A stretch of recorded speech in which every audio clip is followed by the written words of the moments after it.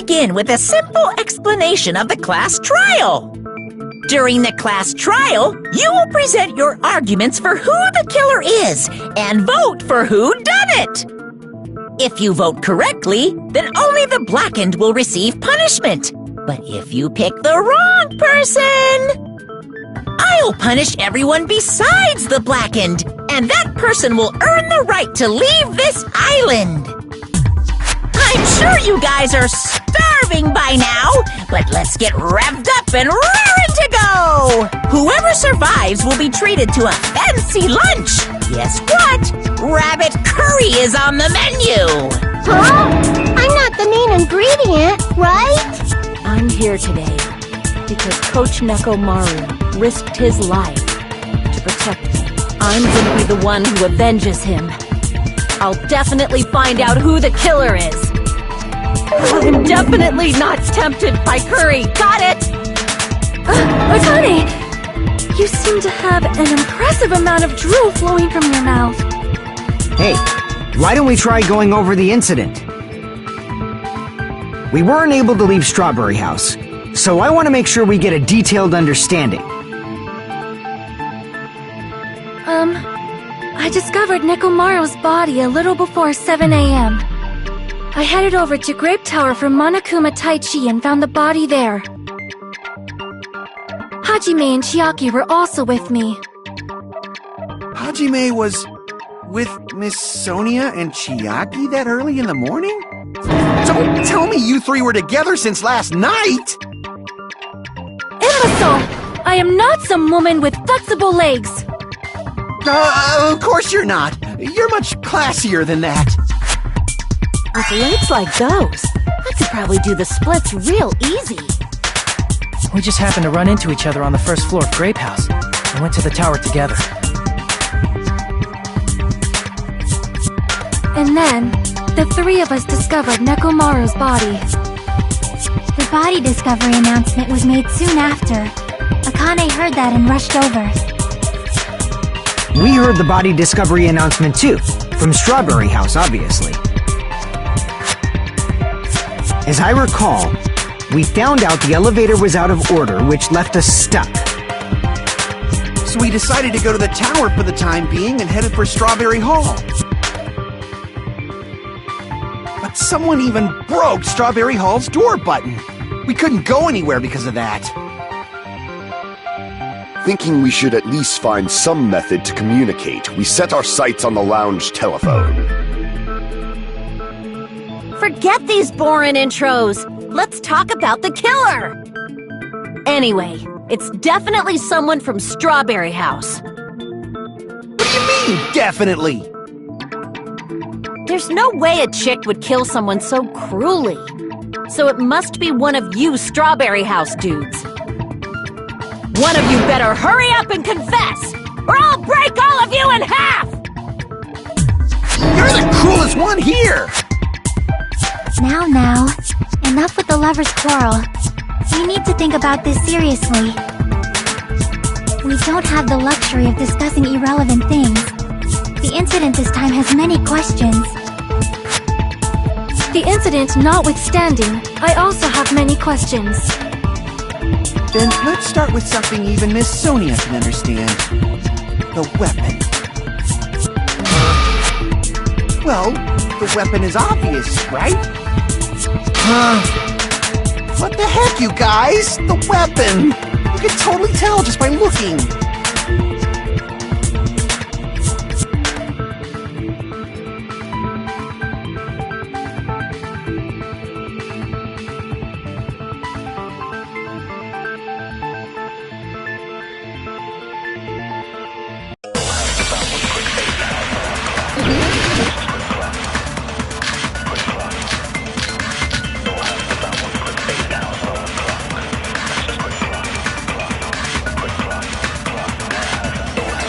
I guess we should figure out the weapon first.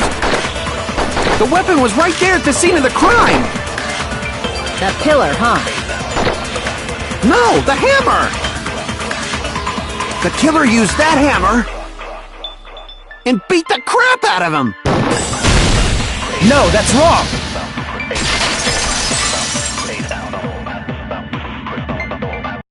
No, I can't accept that hammer was the murder weapon.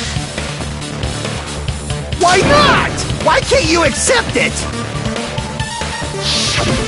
A lot of oil was flowing from Nekomaru's body, just like human blood, right? If the hammer was used to beat Nekomaru, you'd expect some oil to be on it at least. But that hammer was clean. So that's why you can't accept that it's the murder weapon. Well, yeah, but the killer might have wiped off the oil later. Why? Well, obviously, to make the hammer look like it's not the murder weapon. Then why bother cleaning the oil? If they didn't want it to look suspicious, they would have discarded the hammer. You're pretty insightful, baby gangsta. Baby gangsta? Me? Just so you all know, I was trying to test you guys. I thought, maybe you guys mistook the hammer for the weapon or something. It seems that was a waste of time. Then what was the real weapon used to murder Nekomaru? That's the problem. There wasn't anything else at the crime scene that looked like a potential weapon.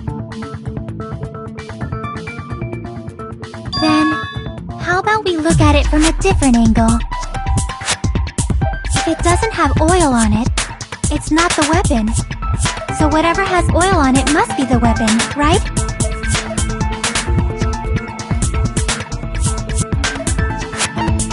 I see! The only thing with oil on it is that broken pillar. Then that pillar is the weapon! Coach Nekomaru got clobbered with that pillar! Nobody could withstand a blow from that pillar. Even if you used 100% of your muscle strength, it would be impossible to wield it as a weapon. Why? We tried to move it, right?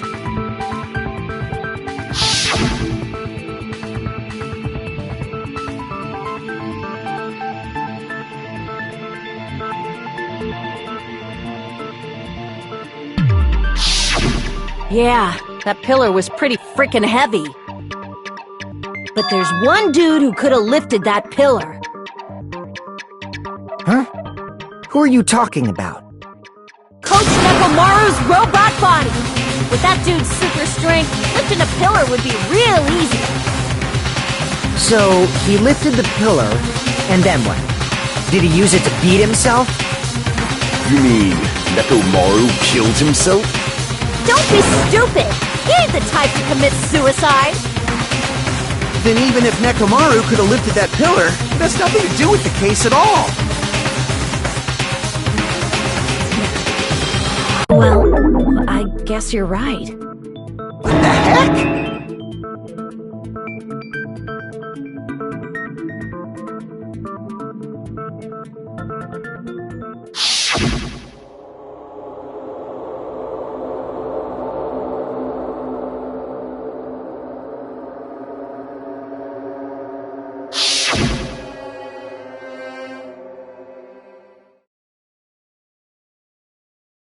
But that's a problem. If it's not the pillar, then there's no other weapon we can think of. There may be a way to use the pillar as a weapon without lifting it. Huh? For reals? Yes, for reals. I see. So my gut was right after all. Alright, it's up to you, Sonia. Prove that pillar was the murder weapon. Understood. Then I shall give it my all. Sonia, here I go!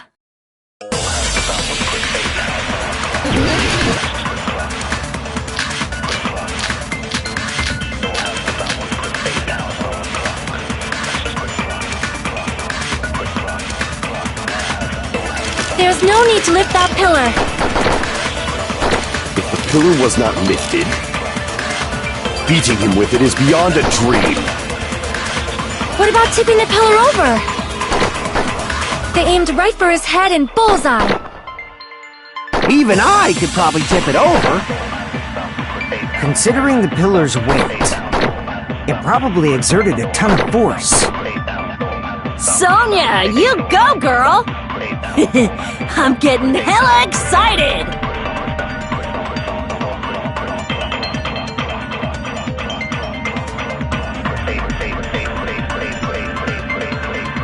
There's no need to lift that pillar. If the pillar was not lifted, beating him with it is beyond a dream. What about tipping the pillar over? They aimed right for his head and bullseye.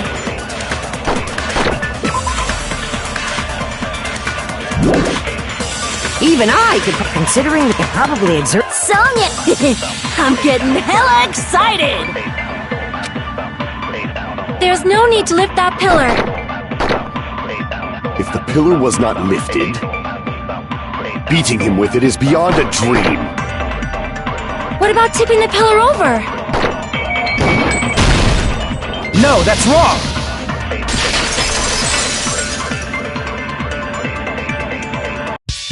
If Nekomaru was crushed by the pillar, then there should have been fragments on top of his body. Huh? Fragments? The pillar fragments were scattered beneath Nekomaru's body, but there weren't any on top of his body.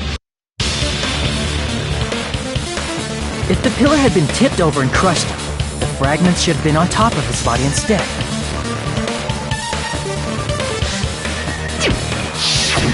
I briefly considered that too, but it's probably not what happened. I see. That was entirely my bad. If they didn't tip it over, then how did the killer murder Nekomaru with that pillar? How much longer are you gonna focus on the pillar? Just let it go already! There's no way I can let it go. I'm positive that Nekomaru was killed by that pillar. Why are you so certain about that? I just have a feeling. A feeling, huh? That's just your instincts. But we can't say for sure that that instinct is wrong, can we? There's another way to use that pillar to kill. You guys just haven't noticed it. Is that true? Then I shall ask you, what way is that? You guys, same as usual. You're unable to clear a path to the future with your own powers, so you just stand there and falter. What a waste of talent. And you all intend to fight the Future Foundation? You make me laugh.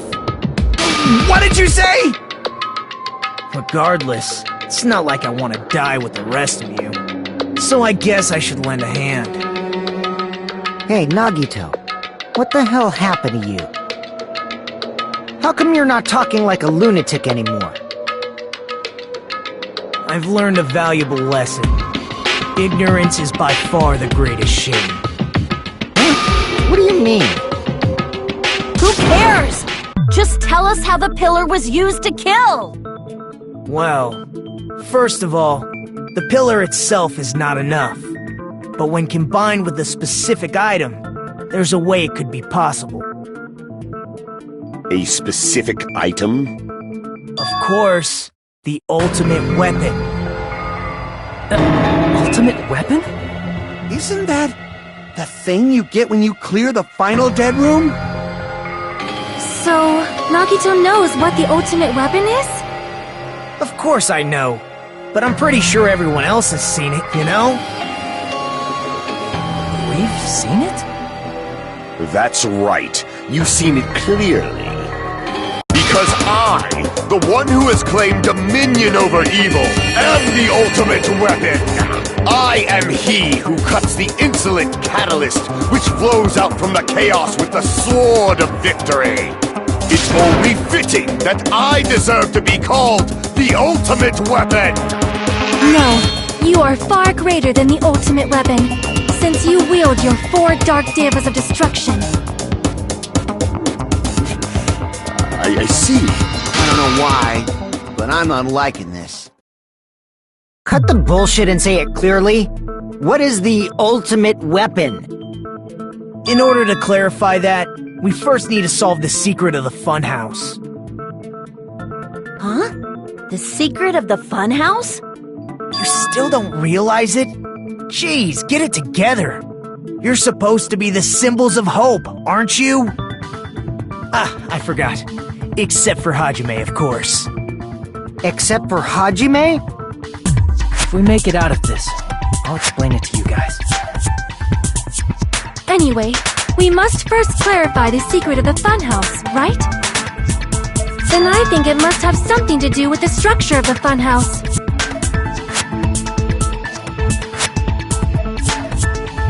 Strawberry House leads to Strawberry Tower, and Grape House leads to Grape Tower. But in actuality, they are both the same building, and both houses are linked to the central tower. It is undeniable that such a sweet building structure is the secret of the funhouse. Man, not only does that make perfect sense, but Miss Sonia's beautiful voice is just so soothing. Faux show! I shall leave this matter to your discretion.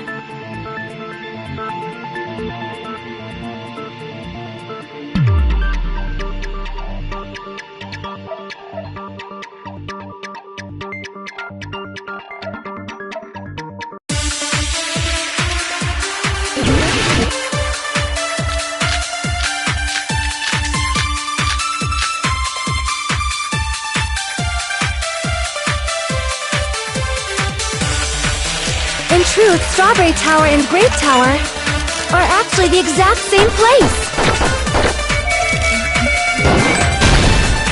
No, that's wrong!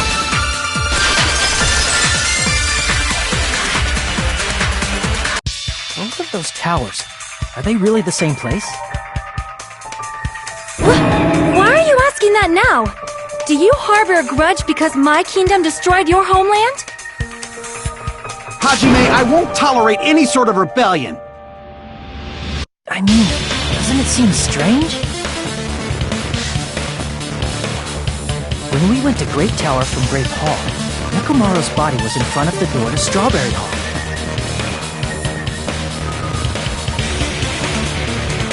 But when we went to Strawberry Tower from Strawberry Hall, his body was in front of the door to Grape Hall.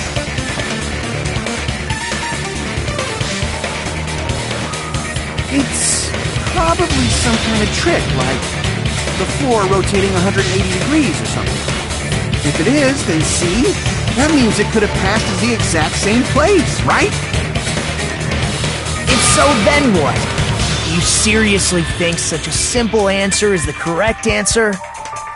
Does that mean he's wrong? Oops, I guess I've said too much. If the floor didn't rotate, then that means we need to think about the structure of the building again. Bow down!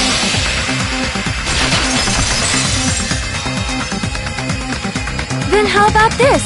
Somebody moved Nekomaru's body. While we were moving from Grape Tower to Strawberry Tower?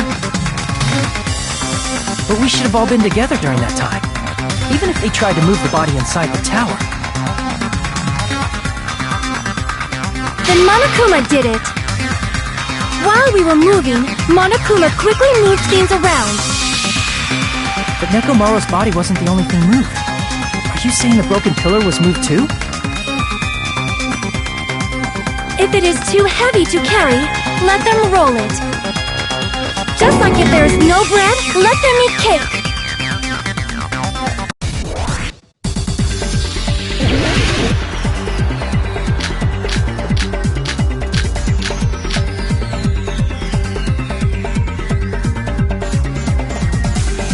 There are many different ways. The body and the pillar could have been moved. The pillar could have been rolled. And Nekomaru could have been moved piece by piece. I decree it was Monokuma's doing.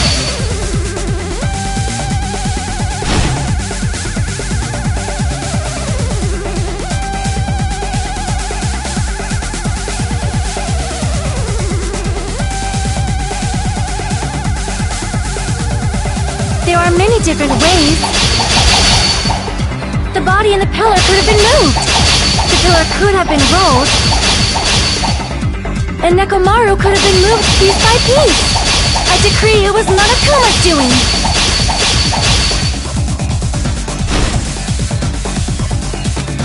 There are many different ways. The body and the pillar could have been moved. The pillar could have been rolled. And Nekomaru could have been moved piece by piece. I decree it was Monokuma's doing.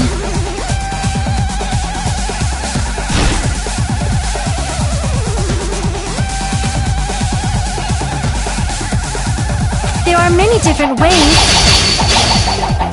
The body and the pillar could have been rolled. And Nekomaru could have been moved piece by piece. I decree it was Monokuma's doing.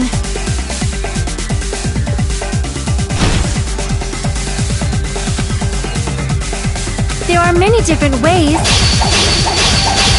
The body and the pillar could have been moved. The pillar could have been rolled. And Nekomaru could have been moved piece by piece. I decree it was Monokuma's doing. Moving the body and the pillar in such a short time. That might be hard even for Monokuma, don't you think? It seems you have forgotten. Monokuma is surprisingly strong. Wielding at the pillar, the body, everything at the crime scene? Allow me to cut through those words! Moving the body and pillar is possible, but it would have been impossible to move the oil on the floor.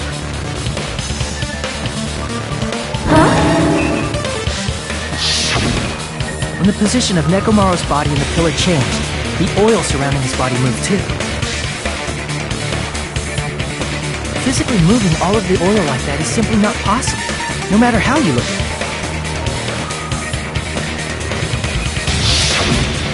Then it's impossible to think it was moved.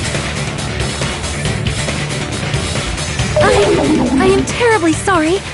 I cannot believe I got so fired up. It's all right. A fired up Miss Sonia is awesome to watch. So what really happened? Does that mean the two towers aren't the same building? We can't be certain of that either. Not when the experiment involving the handbook I left on the tower floor was a complete success. Yeah, the E-handbook was still there. That's why we thought the two towers were the same building. If they're not the same building, or two different buildings, then what are they?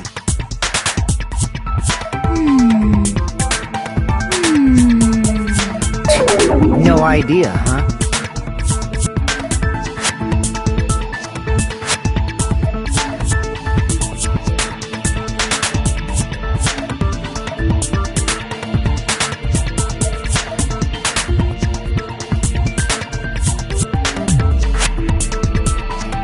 Hey, Nagito, I thought it would come to this. I knew my turn was coming up. Fine. Tell you guys a big hint that can help you solve the secret of the funhouse. Give us the answer, not a friggin' hint! But then it wouldn't mean anything. I need you guys to do this class trial properly. It's also important for me because it will help me determine something.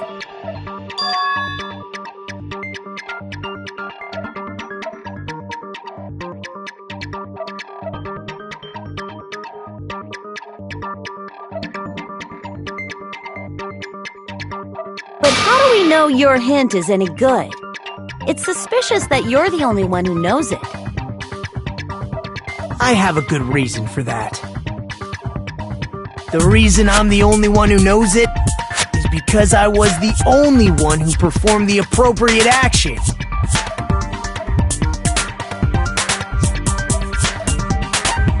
I see! You're talking about the final dead room, right? You cleared the life-threatening game there and found something, didn't you? That's right. The hint is what I saw after I cleared it. In the depths of the final dead room, there was a hidden room surrounded by concrete. And there, a small conspicuous window waited, all by itself. From that window, I saw some very strange scenery. Strange scenery? Instead of explaining it, it might be faster just to show you. At an opportune time, I found a perfect camera in the final dead room. You took a picture? Yep.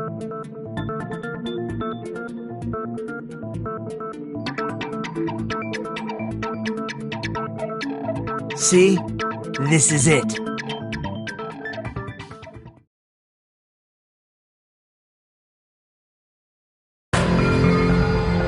Let me explain it to you again. I took this picture on the first floor of Strawberry House, from the secret room within the final dead room. But don't you think it's weird? If the funhouse's structure is what you guys have been thinking, then there's lots of things that don't make sense in this picture, right?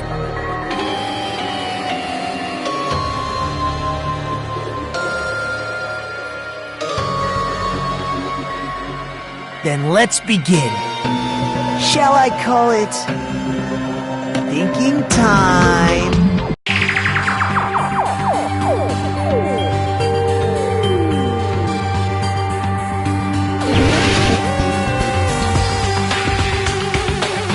Here!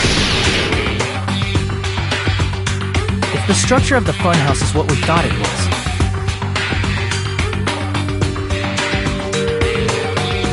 Grape House and Strawberry House should link to the tower in the middle. Which means, if you're viewing the tower from Strawberry House, you should see Grape House behind it. But in this photo, I don't see anything behind the tower. No shadow, no shape, no Grape House at all.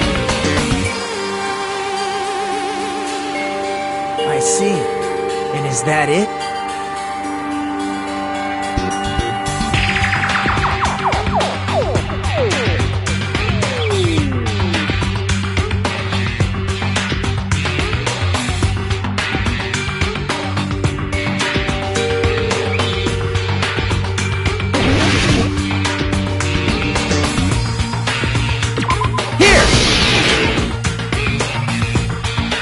You said this photo was taken from the hidden room inside the final dead room, right?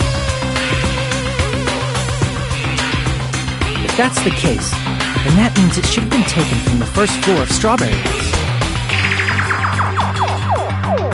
Yeah, it should have been. Then, this is definitely strange. This photo doesn't look like it was taken from the first floor. The angles suggest it was taken from higher up.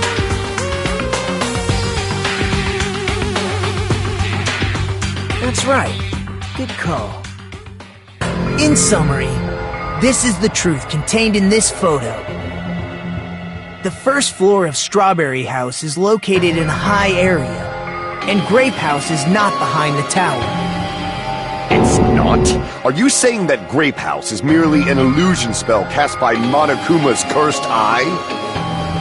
From this point on, do your own thinking. Now that you've finally met the same requirements as me. If you guys are truly symbols of hope, you can easily solve a simple mystery like this. It might be possible for Hajime to solve it too, even though he's just a normal high school student. Despite the fact that you don't have a real talent, you already know about the other clue.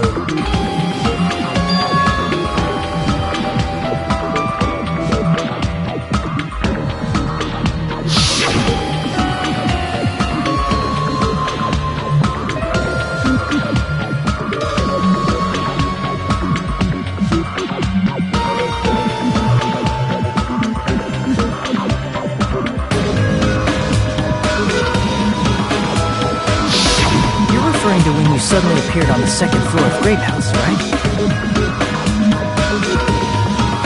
I'm asking you just to be safe. At the time, where do you think I came from? The top floor, right? Such sharp eyes. So you realized it already? Top floor. So the third floor? But the Monokuma archive should be the only room on the 3rd floor of Grape House. What does it mean?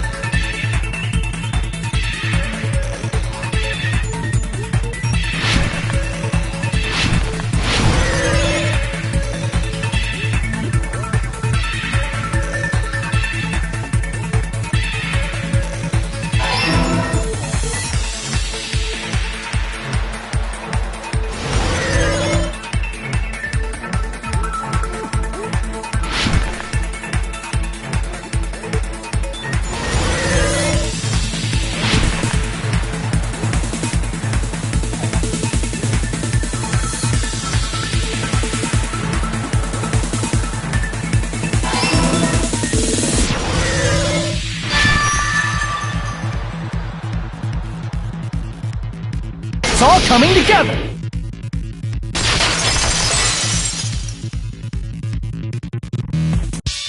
Got it! I know the secret of the funhouse. Then let me hear it. What kind of answer will you give, I wonder? In the picture Nagito took from Strawberry House, I didn't see Grape House at all. So where did Grape House go? There was only one possibility. It was in a position where it couldn't be seen from Strawberry House. Which means Strawberry House and Grape House are in the same building, but on different floors. Same building, different floors? Then the two houses aren't two different 3-story buildings. They're actually one 6-story building? If you think about it like that, based on Nagito's picture, it's clear where Strawberry House is located.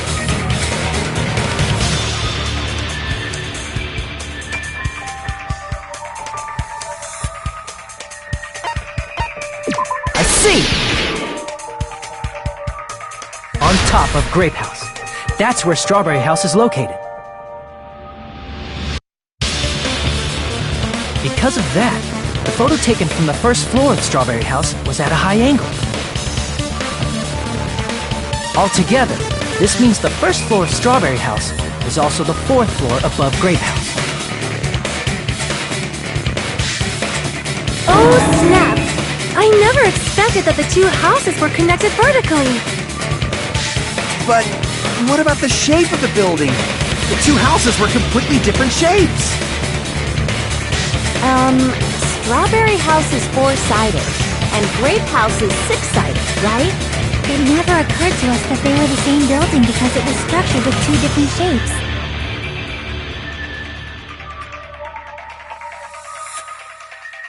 A quadrilateral and a hexagon, overlaid atop each other to misdirect how we would perceive them. And it worked, didn't it? Disregarding the tower, we fully believed the two houses were 2 separate, distinct buildings. In order to conceal the unique design of the funhouse, Monokuma put us to sleep so we couldn't look at the outside of the building when he brought us to it. You've just been Kuma'd! Don't you think a building full of so many surprises totally deserves to be called a fun house? Then, it's true? The building was really like that? That's right! Those two houses exist on different floors in the same building! Constructing a building like that on your own without my knowledge? How horrible! Then what about the towers? Are they arranged vertically just like the houses? Yeah, Strawberry Tower and Grape Tower should have also been different floors inside the same building.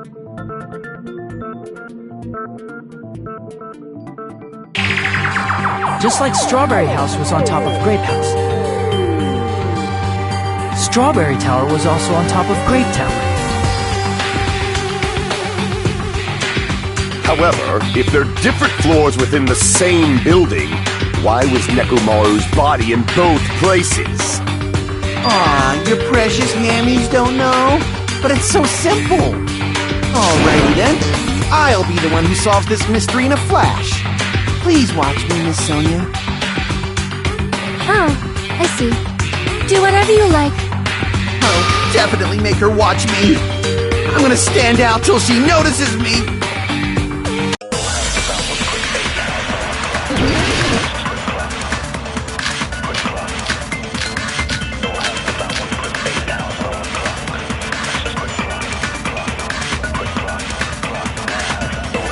I'm gonna solve this mystery in a flash!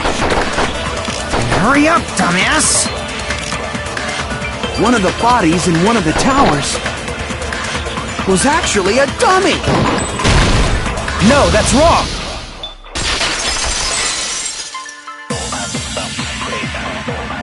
Nekomaru's body wasn't a dummy. That can be proven by Kazuichi's account. Me? Remember? When we moved from Grape Tower to Strawberry Tower, we thought the body had moved. And that's when you said,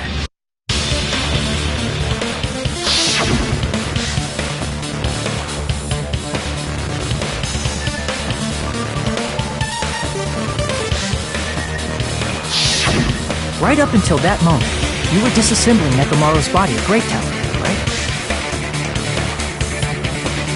The killer couldn't have known how you'd take apart his body, so he couldn't have built a dummy. Unless Kazuichi was the one who built the dummy, then it would be a different story. Miss Sonia, that's a pretty harsh joke.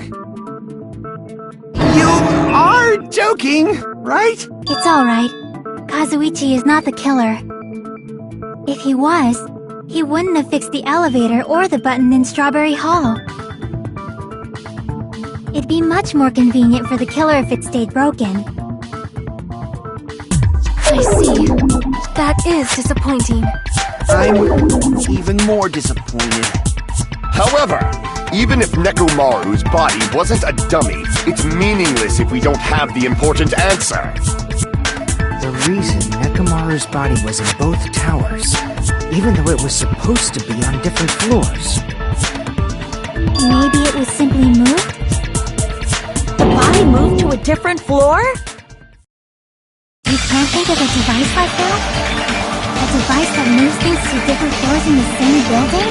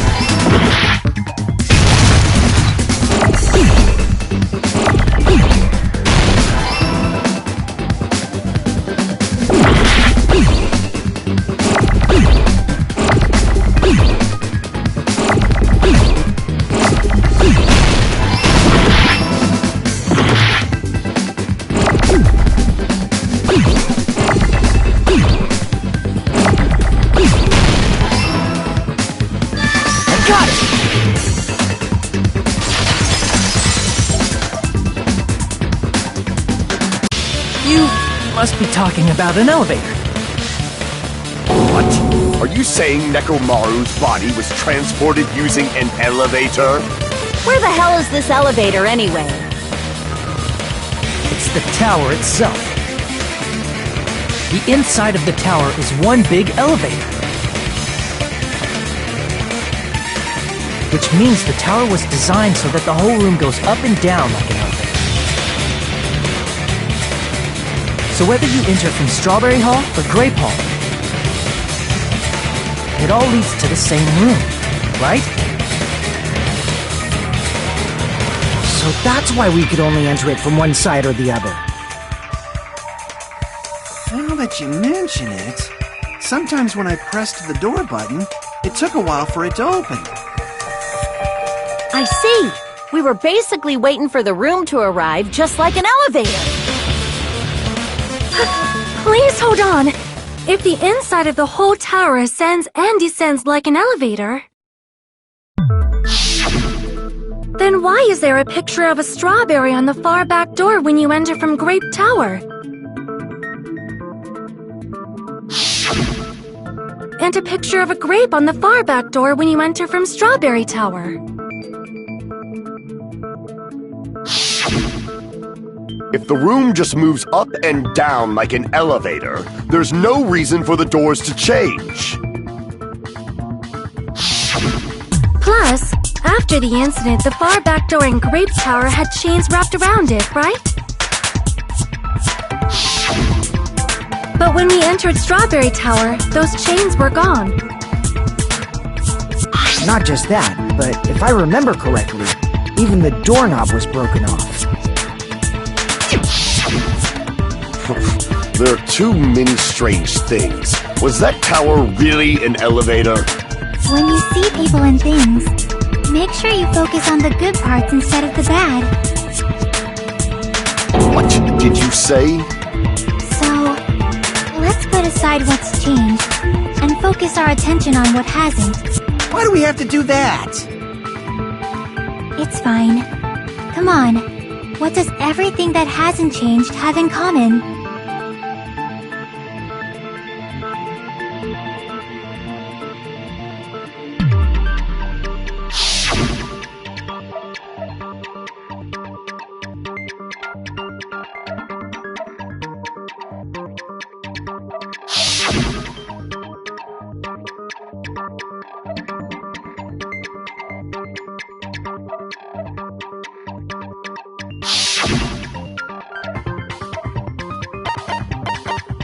I see! Is it safe to say that all the items on the floor didn't change? And? Why did the picture on the far back door change? If you can figure that out, you'll have the answer. The reason is because that elevator has something unique about it.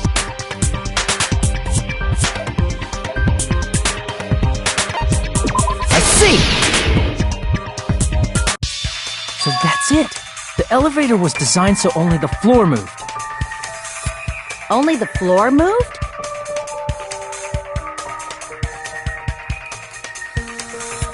Which means the whole room wasn't an elevator, only the floor was.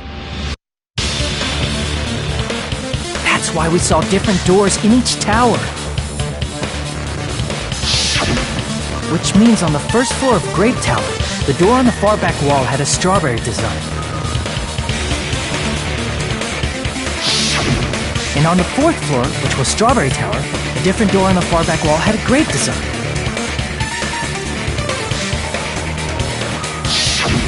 Then, where do the different floors lead?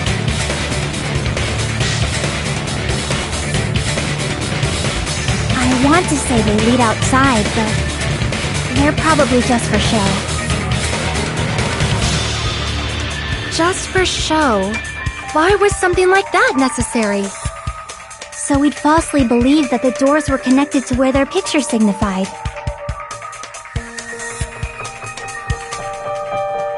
It was actually very effective. Because of that, we totally misunderstood the building's structure. I don't get it. But I guess it means whoever designed this building had a totally twisted personality. Did you hear that, mon ami? Don't blame this on me. Take responsibility for yourself. Then I'll take responsibility and gently caress you. Wait, there's no way that's gonna happen.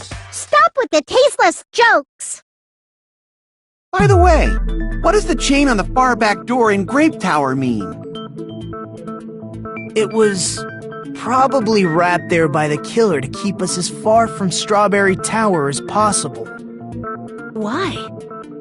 Because of that chain. You guys thought you couldn't enter there, right?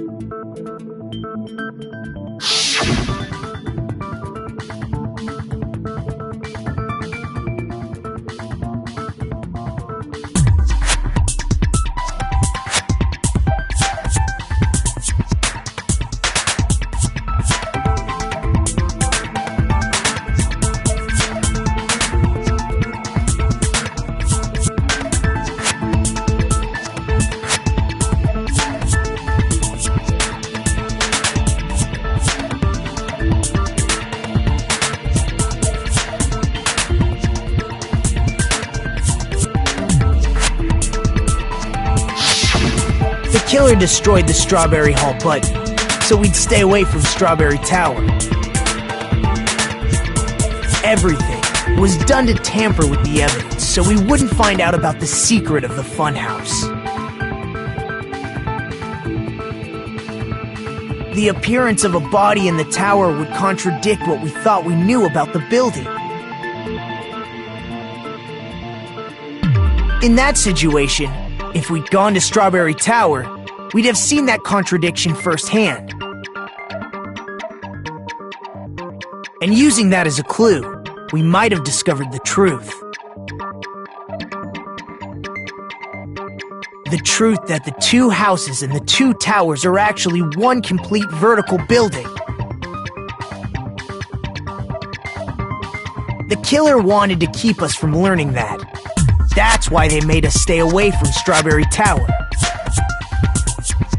They destroyed the button and wrapped a chain around the door just for that? Would it really have inconvenienced the killer if we learned the true structure of the building? It would have been a major inconvenience. After all, this funhouse is strongly connected to the ultimate weapon that killed Nekomaru. Hold on. You're progressing much too quickly. There's still a contradiction concerning the building structure. What a pain. It's fine already. Gundam, please proceed. You said earlier that Strawberry House and Grape House are connected vertically, right? If so, how does the contact elevator supposedly transport us from one house to the other?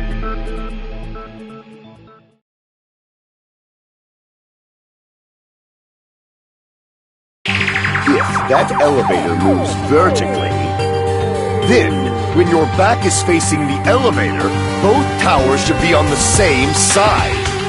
But, does this reflect reality? Inside Grape House, Grape Hall is on your right when your back is to the elevator. And inside Strawberry House, Strawberry Hall is on your left when your back is to the elevator. Which means the houses are on exact opposite sides of the tower. Answer me, fiend! What does this mean? What does this mean?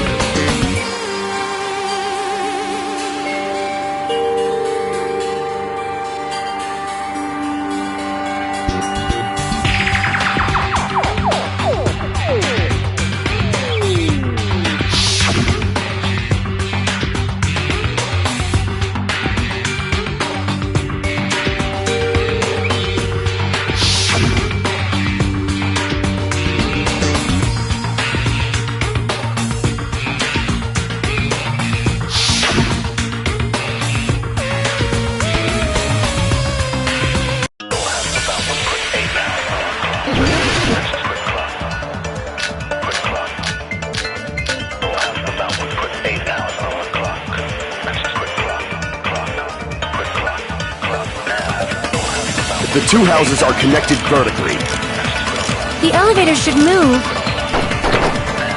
Vertically, not horizontally. No, that's wrong!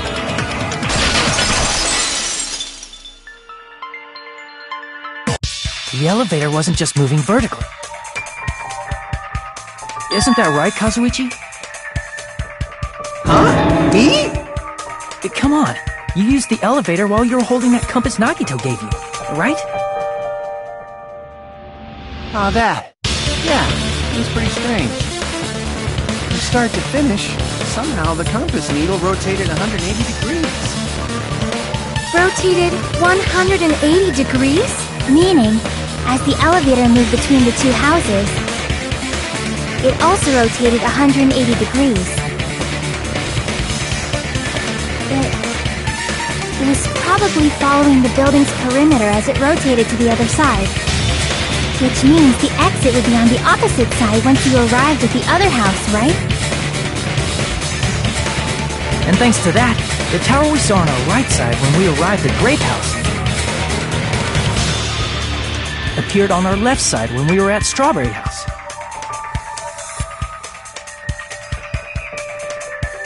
An elevator that rotates while it moves. Is that even possible? It's like something from an amusement park. Well, a funhouse is an amusement park attraction, you know. And since the building doesn't really need to be structurally practical, it makes for some splendid fun. That's not splendid at all! You're inhuman!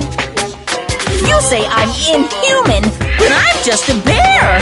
So I was never human to begin with. I'm different from these lowly humans. So we're done with the secret of the funhouse, right? Then let's start talking about the important stuff. What's the ultimate weapon that killed Nekomaru? And how'd they combine it with the pillar? Huh? You still don't know what the ultimate weapon is yet? It's what I found at the Octagon, you know. What is the Octagon? I haven't heard about that yet. Oh my... I can't believe I have to explain that now. As long as you know what an Octagon means, you can solve this simple mystery easily.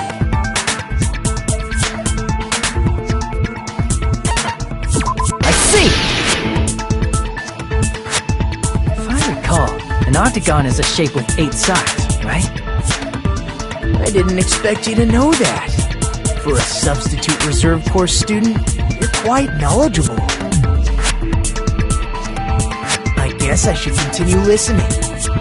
Where is the place befitting of the name Octagon?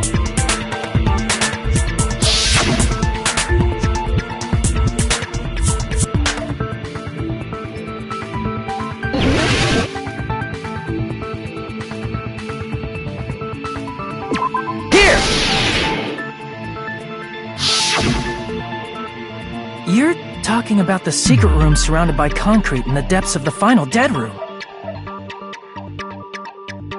Why is that place the Octagon? You know how the 4-sided strawberry house is on top of the 6-sided grape house? If you cut a 4-sided shape out of a 6-sided one, you get 8 edges. It becomes an 8-sided shape. That's basically the gist of it.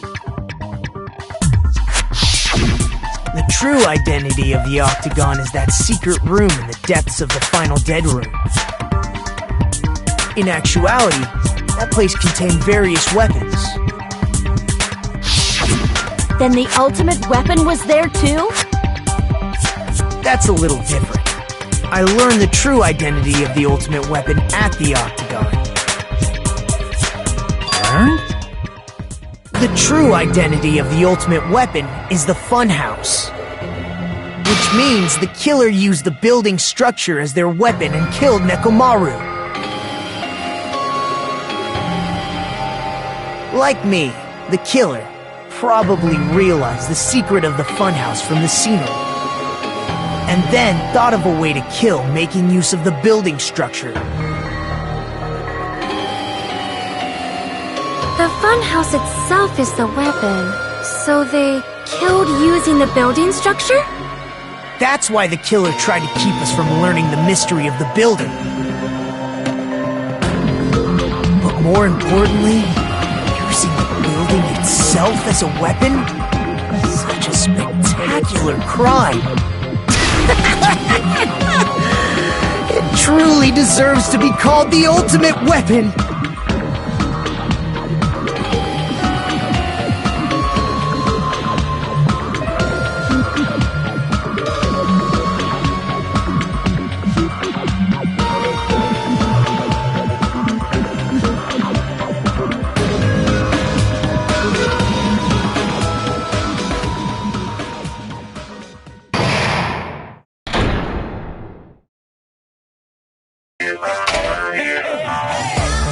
Hiya!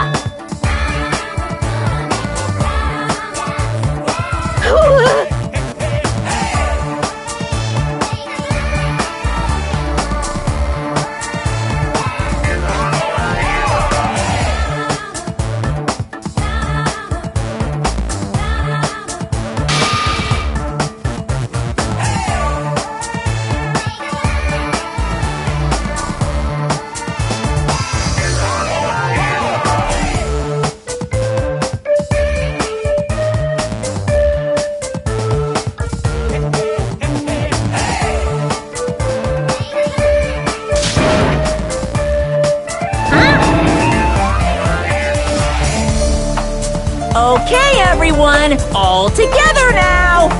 Mon ami is a serious Scoofatly!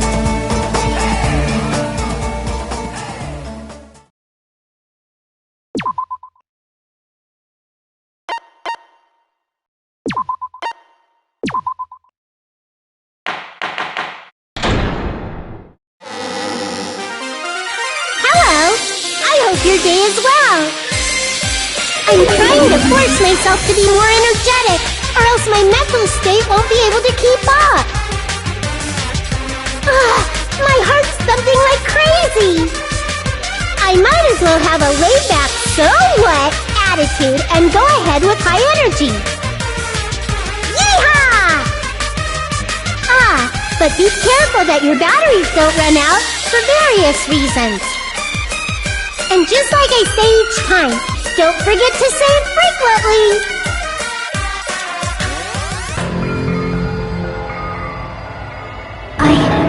I never expected the funhouse itself to be the ultimate weapon.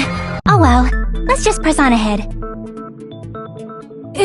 Is it really alright to accept a situation so easily? I mean, that's not what's important. The thing that's really important is the killer who used the building structure. Like, who's Mekomaru's murderer? But is it really okay to believe the building is the weapon? Nagito said it, you know. There's no way I'd lie at such an important moment. I don't want to die either. What happened to the bastard who kept saying how much they didn't mind dying? He's right. There was a time when I thought I could become a stepping stone for your hopes, but I will sincerely retract that remark. Retract? I'm disappointed too, you know. If this was a murder for the sake of hope, I'd happily sacrifice myself. You say such falsehoods, per usual. There is no such thing as murder for the sake of hope. Murder is simply murder. Forcibly sacrificing others for one's own desires. Even one as diabolical as I would avoid such actions. I see. It's fine. Let's just leave him alone and find out who killed Coach Nekomaru as fast as we can. Just so you know, it's not like I'm getting hungry or anything, you know. Akane! You were drooling waterfalls?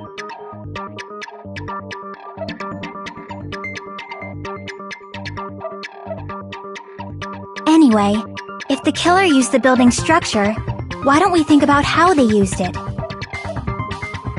How they killed Nekomaru. It might be better if we clarify the cause of death first, don't you think?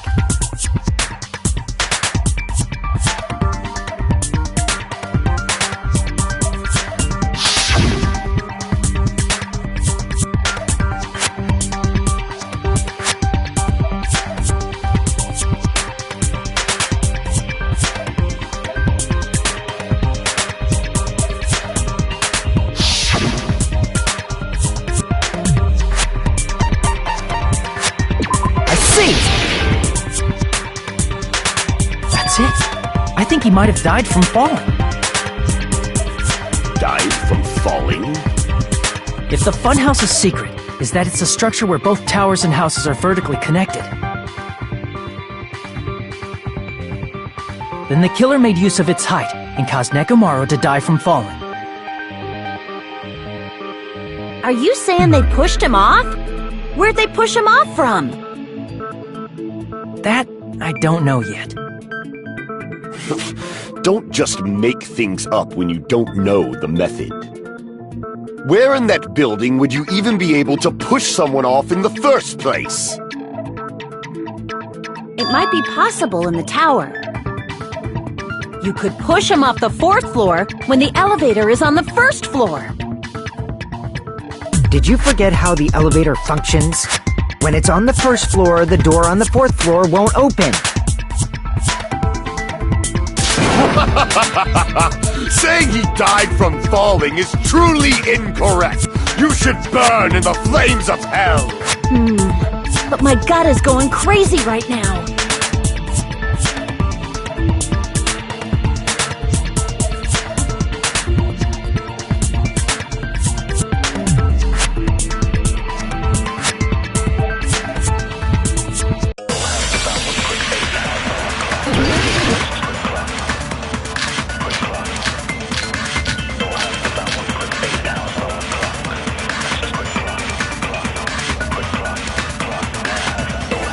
When the elevator is on the 1st floor, you can't go through the door on the 4th floor.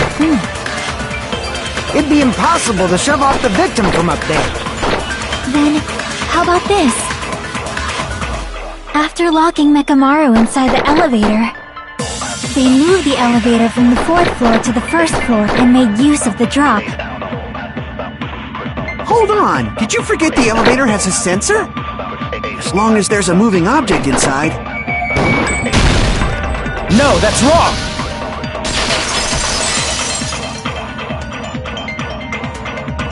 That sensor should only work if something is moving. If Nekomaru wasn't moving inside, the elevator sensor wouldn't have detected anything. Could it be his sleep mode? When Nekomaru's goodnight button is pressed, all of his functions shut down, and he enters sleep mode. If he's in sleep mode, the elevator sensor wouldn't have noticed him, right? I see. So that's how... However, even if they moved the elevator in that manner, Nekomaru would have just moved along with it. There would have been no drop for him to fall and die from, yes? That's what I was about to explain, before Kazuichi interrupted me. Silence, pest! Now you're calling me a pest?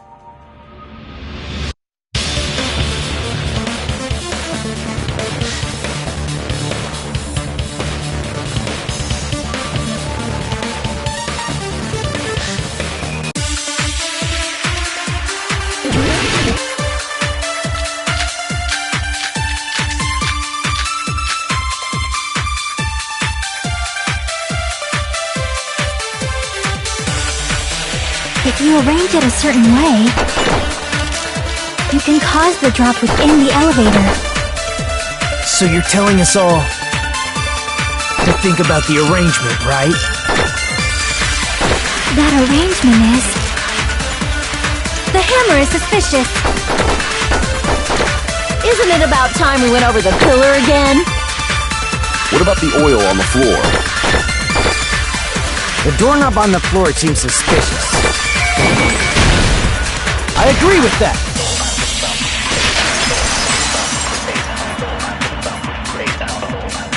Didn't the doorknob have scrape marks on it? That might have been where it got scraped by the wire. Is that the same wire that was tied around Nekomaru? The tip of that wire was tied into a loop. If the elevator moved while that loop part hung from the doorknob... If they did something like that, he would have been suspended in midair! That's right. He was suspended in midair. Huh? The killer tied up Nekomaru with the wire while he was in sleep mode. Tied the tip of the wire into a knot and hung it on the doorknob to the 4th floor. With that, they moved the elevator from the 4th floor to the 1st floor of Great Tower.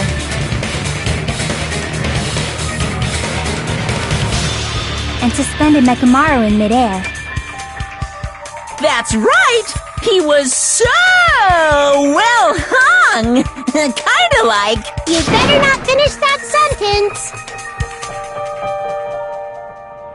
The killer took advantage of the elevator's unique feature. Only the floor moves. By doing that, they created a drop so Nekomaru could fall to his death. Too easy!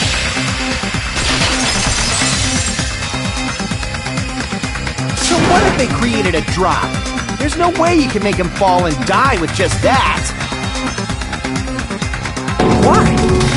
If Nekomaru is suspended in midair like that, then how do you get him to fall? Because if he's suspended in midair, he won't die if he doesn't actually fall.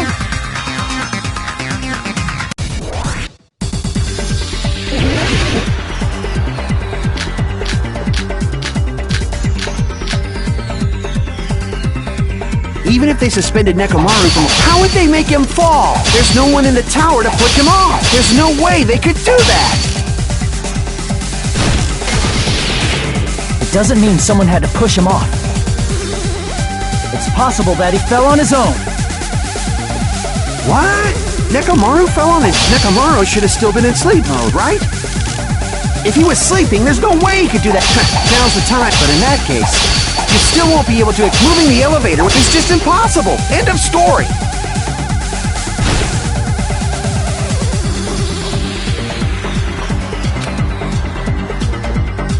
What? Nekomaru should have still been in sleep mode, right? Allow me to cut through those words! What do you think would happen if Nekomaru woke up while he was suspended upside down in midair? What are you saying? Like, how would he even wake up? He has an alarm inside his body. As long as it was armed, it would have deactivated his sleep mode. Which means the killer set the alarm before they suspended Nekomaru. If you woke up from an alarm and realized you were hanging upside down and had no clue why... If something like that happened to you, you would start panicking a lot, right? Instinctively, your body would start moving. Nekomaru probably did exactly that. And then, in order to make it fall from the force he was generating, the wire was hung on the tip of the doorknob so it would easily slip off. In actuality, the scrape marks caused by the wire were near the tip of the doorknob, right? But Nekomaru didn't fall because the wire came off, right? He fell because the entire doorknob came off. When Nekomaru awoke, he must have struggled much more than expected, which caused the doorknob to break off. Was that unexpected for the killer too? Well, that's probably it. If they knew it'd leave behind evidence like that, they would have at least tried to do something to cover it up.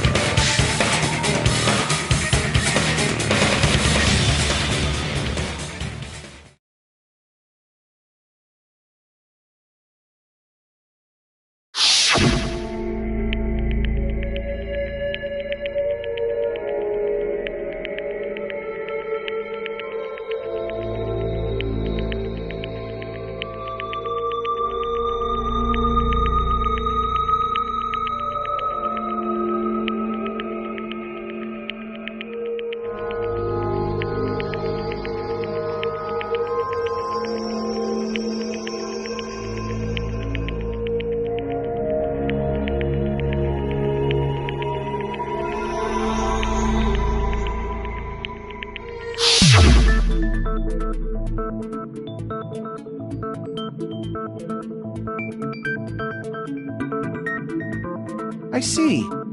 So that's how Nekomaru fell to his death. Do you finally understand now? Yeah. It appears it's just as Miss Sonia said. I'm just a pest. No, I'm not just a pest. I'm a total fucking pig. Isn't that right, Miss Sonia? If I'm a fucking pig, you can say so! No, I believe you gave your all. Hey! Why aren't you teasing me anymore? This guy, he gets off on this! So thanks to that alarm, Nekomaru ended up falling while he was still hanging upside down. That doesn't mean he just crashed straight into the floor. Of course, you know that too, right?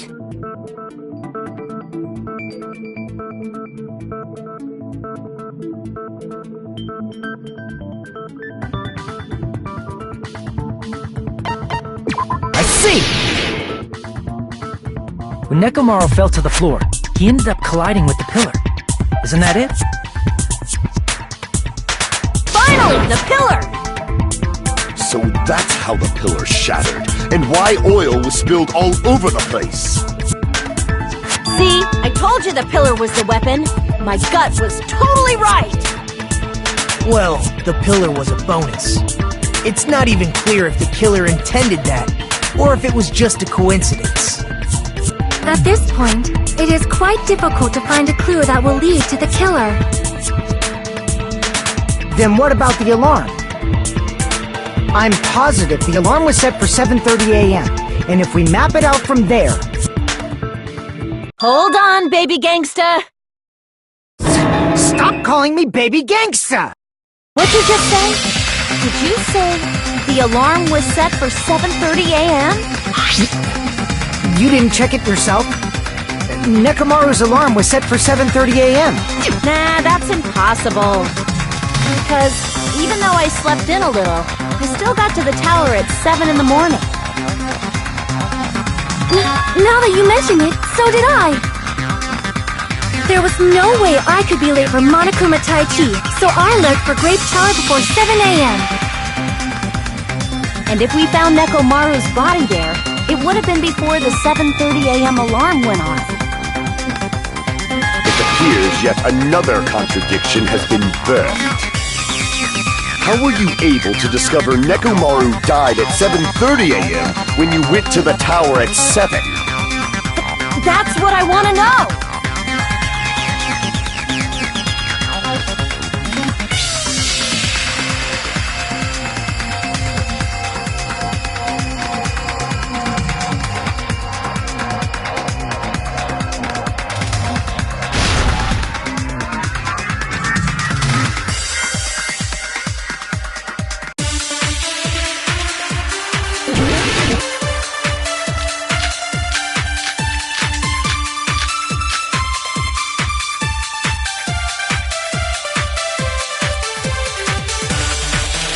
We headed for Grape Tower. Before 7 a.m., I am certain. But the alarm inside Nekomaru's chest was set for 7:30 a.m. Nekomaru died because of that alarm, right? His time of death and the time the body was discovered. One of those must be an illusion! The killer probably did some tampering. They probably messed with the clock inside Nekomaru's chest. No, that's wrong!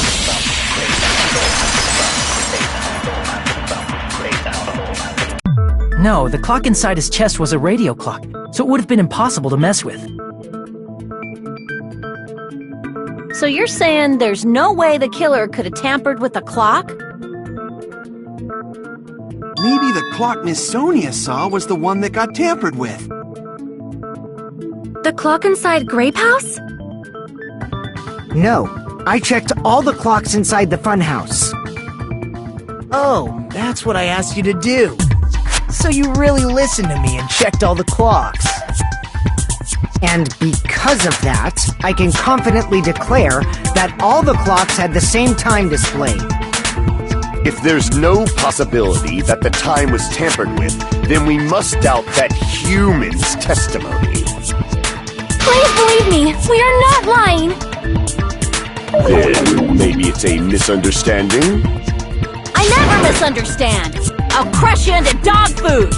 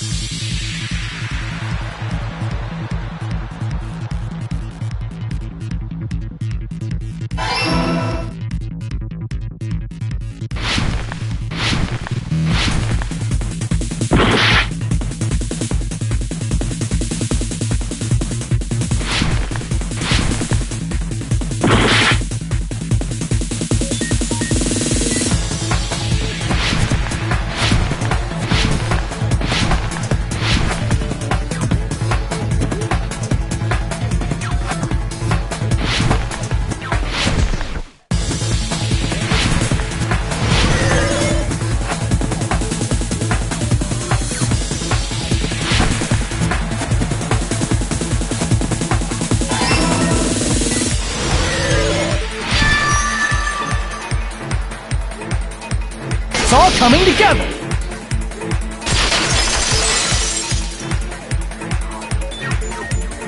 You said you checked all the clocks inside the building. Isn't that right, Fuyuhiko? Yeah, none of the clocks had the wrong time. But what if all those clocks have been messed with? What? All the clocks? So even if you checked all the clocks inside the building, there's no way you'd have noticed it. I see. So the killer messed with the time inside the whole building by changing all the clocks. So that's what it was. There's no way I would have noticed that. This is truly fantastic! Now's not the time to be pleased. More importantly, how much was the time off?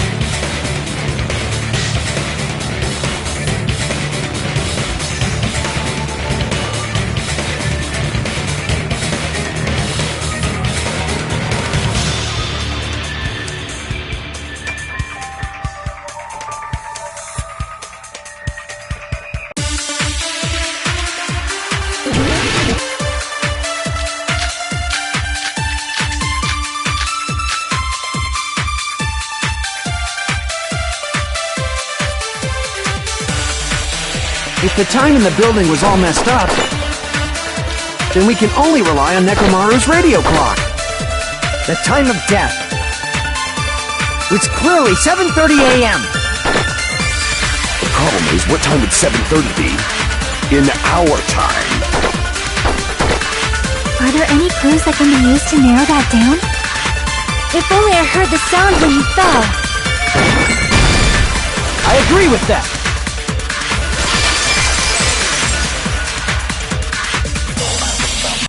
That's right. We should have heard the sound he made when he fell. Wasn't it that rumbling noise? Rumbling? I thought it was just an earthquake, so I went back to sleep. Was that the sound from when Nekomaru fell? Well, a huge body fell from the 4th floor to the 1st, and the pillar fell with it. It's obvious we'd hear the impact sound. We heard that noise too. It was when we were gathered at the Strawberry House Lounge. What is it, Sonia? Oh, well. That sound everyone heard? I did not hear it at all. Huh? You probably didn't hear it because you were sleeping. I could not sleep at all. I was awake the whole night with hunger pangs.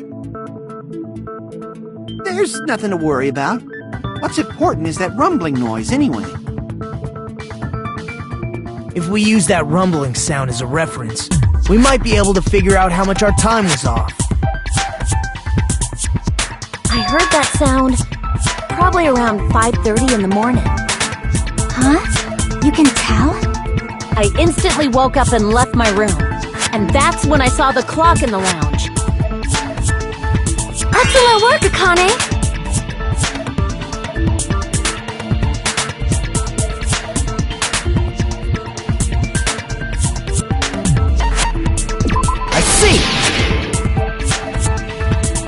Nekomaru's alarm went off at 7:30, and if we heard the sound of his impact at 5:30, that means our time was off by 2 hours. 2 hours? That much? We were starving pretty badly. There's no way we would have noticed. Plus, the funhouse has no windows. And there weren't any Monokuma announcements either. However, for what reason did the killer alter our perception of time?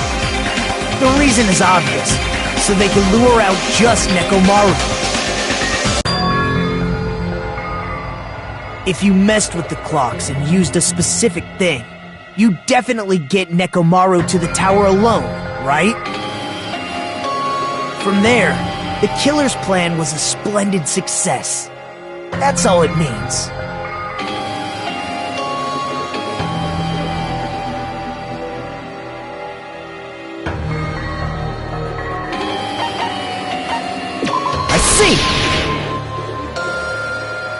That's it! The killer made use of the Monokuma Tai Chi activity in the morning. How did they use it? We were required to go to Great Tower every morning at 7 a.m. for that activity, right? But if they mess with all the clocks inside the building, what would that do to us? We wouldn't be able to attend on time, but that wouldn't affect Nekomaru. His radio clock had the exact time. That's right. In doing so, the killer was able to lure him to the tower by himself at the precise time. And when I witnessed Nekomaru early in the morning... If I recall, you witnessed Nekomaru around 5 a.m. And if that time was also 2 hours off, it should have been 7 a.m.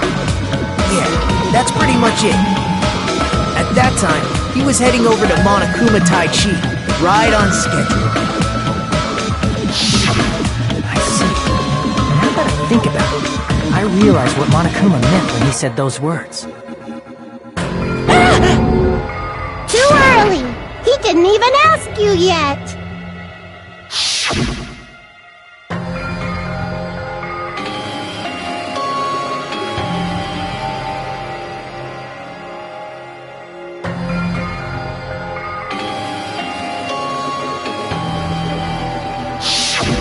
When you said everyone, you were including us, right? We thought we came to the tower on time, but in truth, it was way past the meeting time. Ah, jeez! That's, well, how should I put it? What was it? You know, tripping over a foot, or something like that. Are you talking about tripping over someone else's fault? Wrong! Too bad! Liar! I'm right! That's not it! It's incorrect! That's definitely the correct answer. You always get so stubborn like this. Let's just ignore the peanut gallery. Now that we've found out how the killer lured Nekomaru, the number of suspects has drastically decreased. Hey, why would that decrease the number of suspects? Don't be a friggin' liar! You'll know I'm not lying when you listen to what Fuyuhiko's going to say next. Huh? What the hell do you mean?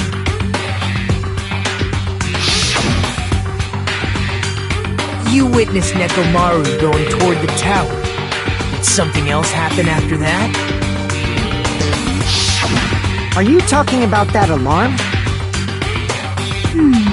Alarm? A little while after I witnessed Nekomaru, the clock in the Strawberry House lounge started going off. Plus, it was just before that rumbling sound occurred. That's it. So that's what it is. If Nekomaru died when the rumble happened, then whoever doesn't have an alibi at the time is the prime suspect. Really? Was there anyone who didn't have an alibi at that time?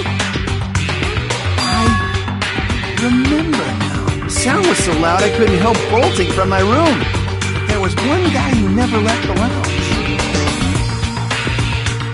We were both on the same floor. It's pretty weird that bastard never came out of his guest room. Which means that person does not have an alibi for when Nekomaru fell? Who is it? Who's the bastard?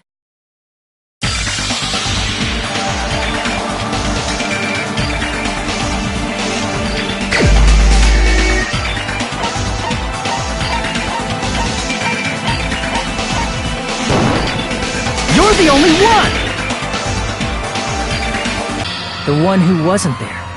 It's you, right, Nagito? That's right. Nagito wasn't there. It was just me, Gundam, and Fuyuhiko. You didn't come out, even though the alarm was going off like crazy. You weren't in your room, were you? If that's the case, where were you? Please, say something! If you don't hurry up and answer, I'm gonna suicide dive you! If I may be frank, even if I wanted to go to the lounge, I couldn't. You couldn't? What do you mean? It's merely the foolish talk of the weak. Not only did I not hear the alarm, I never even heard that rumbling sound. You're definitely fucking lying. However, that is also true for me. It is obvious that I did not hear the alarm in Strawberry House. But I did not hear the rumbling sound either. Is that not strange? I mean, everyone else heard it. To be honest, it's not just them. The same goes for me too. I was in a pretty deep sleep, so I thought that's why I couldn't hear it, but it wasn't that. I probably couldn't hear it at all. Couldn't hear it? What does that mean? You still don't know. Think about what the three of us who didn't hear a sound have in common, and I'm sure you'll figure it out.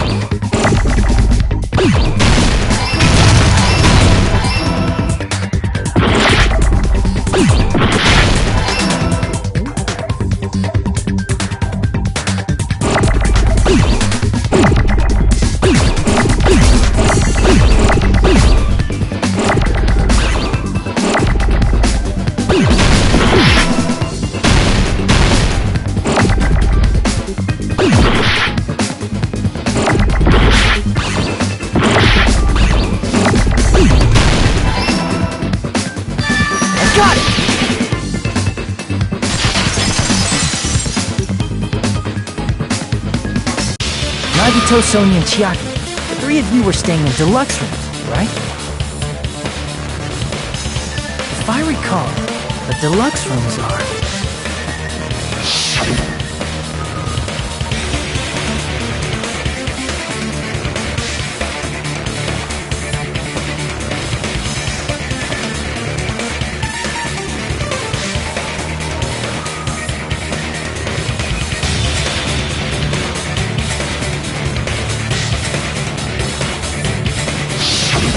The reason we could not hear the rumbling noise... That's right. It was because the deluxe rooms have superior sound insulation. You actually noticed that.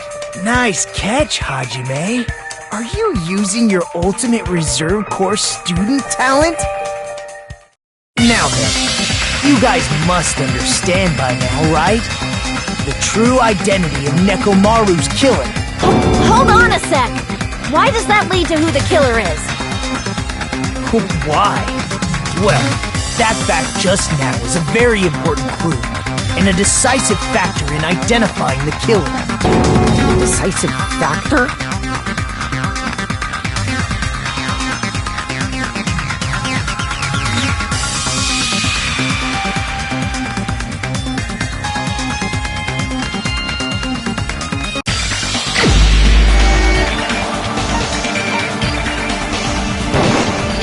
You're the only one! Gundam, there's something I want to ask you. When the alarm rang at the Strawberry House Lounge, you rushed over there too, right? What's wrong with that? If the bell of catastrophe rings throughout the night, it is the universe's providence to stop it. Why were you able to hear it? Hear what? I mean, you were also staying in a deluxe room, right? Nagito was staying in a deluxe room in the same house on the same floor, and he couldn't even hear it. So why were you able to hear that alarm? Now that you mention it... Gundam? There was only one possibility. You weren't in your room at the time. That's why, even though you were staying in a deluxe room, you still went to the lounge. Am I right? Gundam, you have some sort of explanation, right? Gundam probably couldn't return to his room because of Fuyuhiko. Me? After you saw Nekomaru heading to the tower, you stayed at the lounge for a while. Am I correct? Until the moment that alarm started ringing, right? If you were in the lounge for that long, the killer who had left earlier obviously wouldn't be able to go back.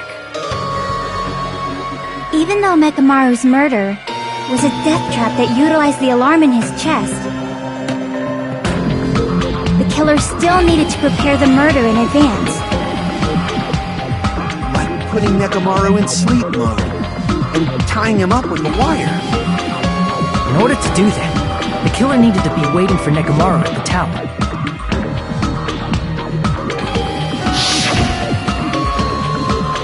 Which means when Fuyuhiko witnessed Nekomaru, the killer was already at the tower. And once they tried to go back, they couldn't because Fuyuhiko was at the lounge. In their original plan, the killer should have returned to their room before the alarm in the lounge went off. And they were supposed to stay in their room. They weren't planning to come out and go to the lounge. Which means they wouldn't have heard the alarm or the rumbling sound, thus proving they were in the room. Just like us. The best case scenario would have been if those two in the lounge had gone to check the deluxe rooms. After all, if they personally saw the killer sleeping in their room, it gives the killer a stronger alibi. Unfortunately, they failed to secure that alibi. Because I was in the lounge. So the killer couldn't go back to their room, and ended up hearing the lounge's alarm.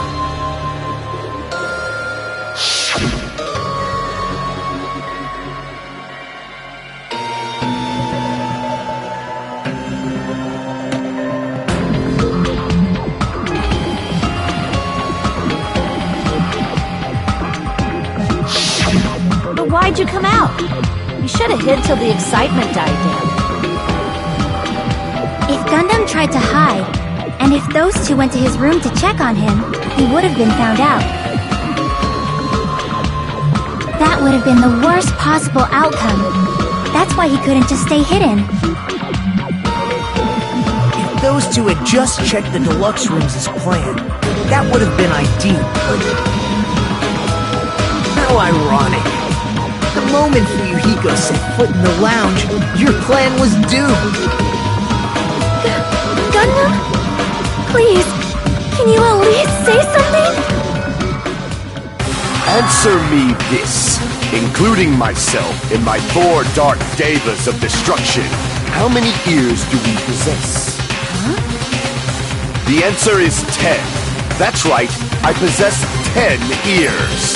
That means I have 5 times the hearing of a normal human. The soundproof system here may as well not exist. Is that your argument? You bastard! Do you understand the situation you're in right now? Do not panic. The truth shall now commence. At the time, I left my room to go to the bathroom. By coincidence, I heard the alarm. That's right. That's all it was. The world is always so simple.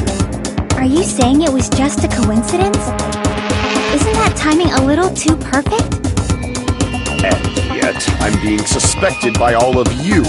It seems it was actually horrible timing on my part. I see. You're still holding out. Well, you don't have to admit it. We're going to decide who the killer is with the majority vote anyway. So, why don't we just go ahead and start voting? It's obvious that Gundam is the killer.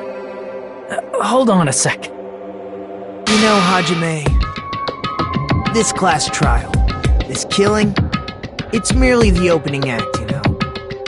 Hey! What do you mean the class trial is just the opening act? Perhaps I should say, it's just a farce. Just a boring farce. So boring, so stressful. I'm so painfully bored that I might develop stomach ulcers. Seriously! Let's just hurry up and finish this before I collapse from poor health. Nagito, something definitely happened to you, didn't it? At some point during the investigation, your behavior became even weirder. What actually happened? Did you discover something? Well, let's just leave that fun for later. And finish this opening act already. You said opening act again! Please hold on! We have yet to hear Gundam's rebuttal! But he's completely shut up. Perhaps he can't argue anymore. Gundam! I was simply at a loss for words after being dumbfounded by your pathetic assumption. In fact, I shall deny the very basis. Your assumption has been wrong since the beginning. Since the beginning? Based on your assumption, I hung Nekomaru from the 4th floor of the tower and made the floor descend to the 1st floor. From there, after returning to Strawberry House, I was present when the alarm at the lounge went off, correct? Although going to and fro is busy enough as it is, how would I be able to travel between both houses anyway? I see. The contact elevator was broken. As I recall, the killer tampered with the Grape House control panel, which shut down the elevator. Plus, the stopped elevator should have been facing the grape house side. If so, the human who used the elevator would have left it at grape house. For these reasons, it's an indisputable fact that the killer destroyed the elevator at grape house. And what's wrong with that?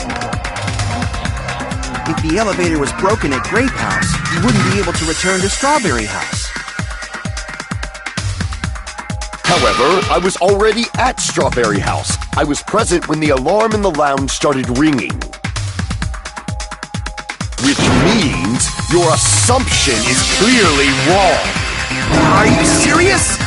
And here I thought it's already been decided.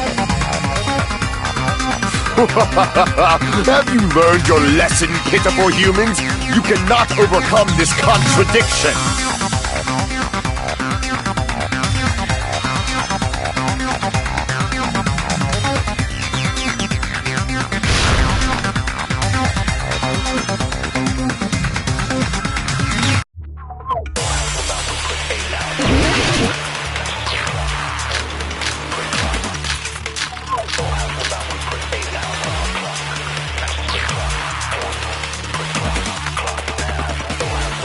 That elevator was the only means of travel between the two houses. As long as that elevator was broken, your assumption collapses. Plus, the elevator was broken at Grape House.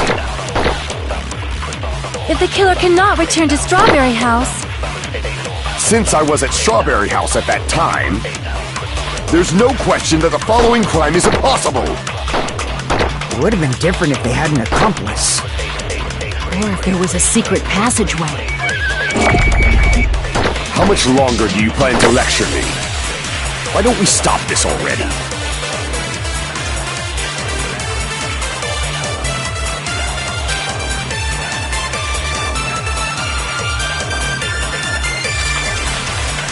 That elevator was the only means of travel between the two houses. No, that's wrong!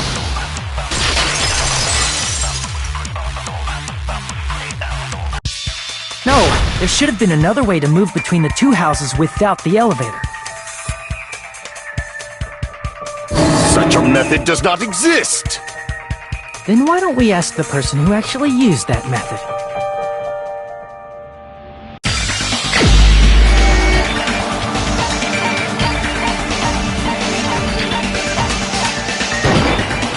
You're the only one! Nagito, you should know. What are you talking about? Don't play dumb. You appeared so suddenly that one time because you used that method, right?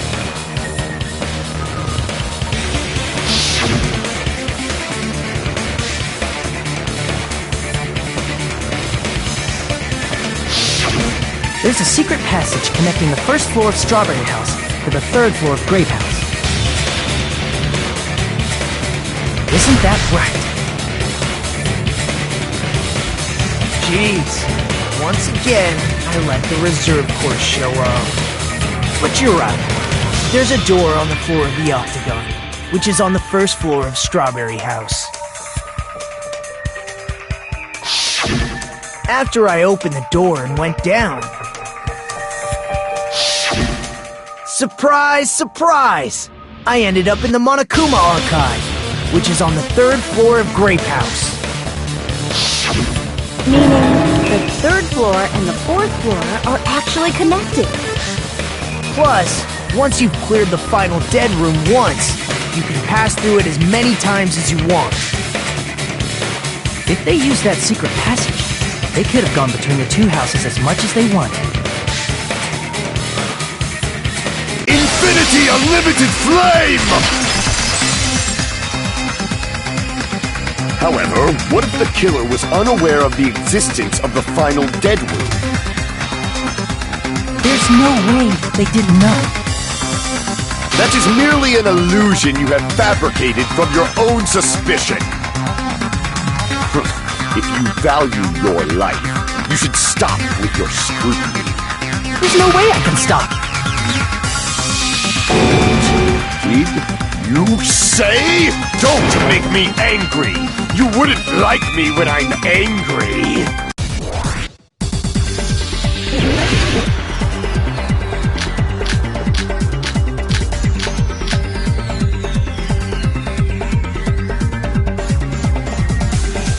Even if the turbid box doesn't exist, you could travel through multiple planes, provided you use a spacious wormhole.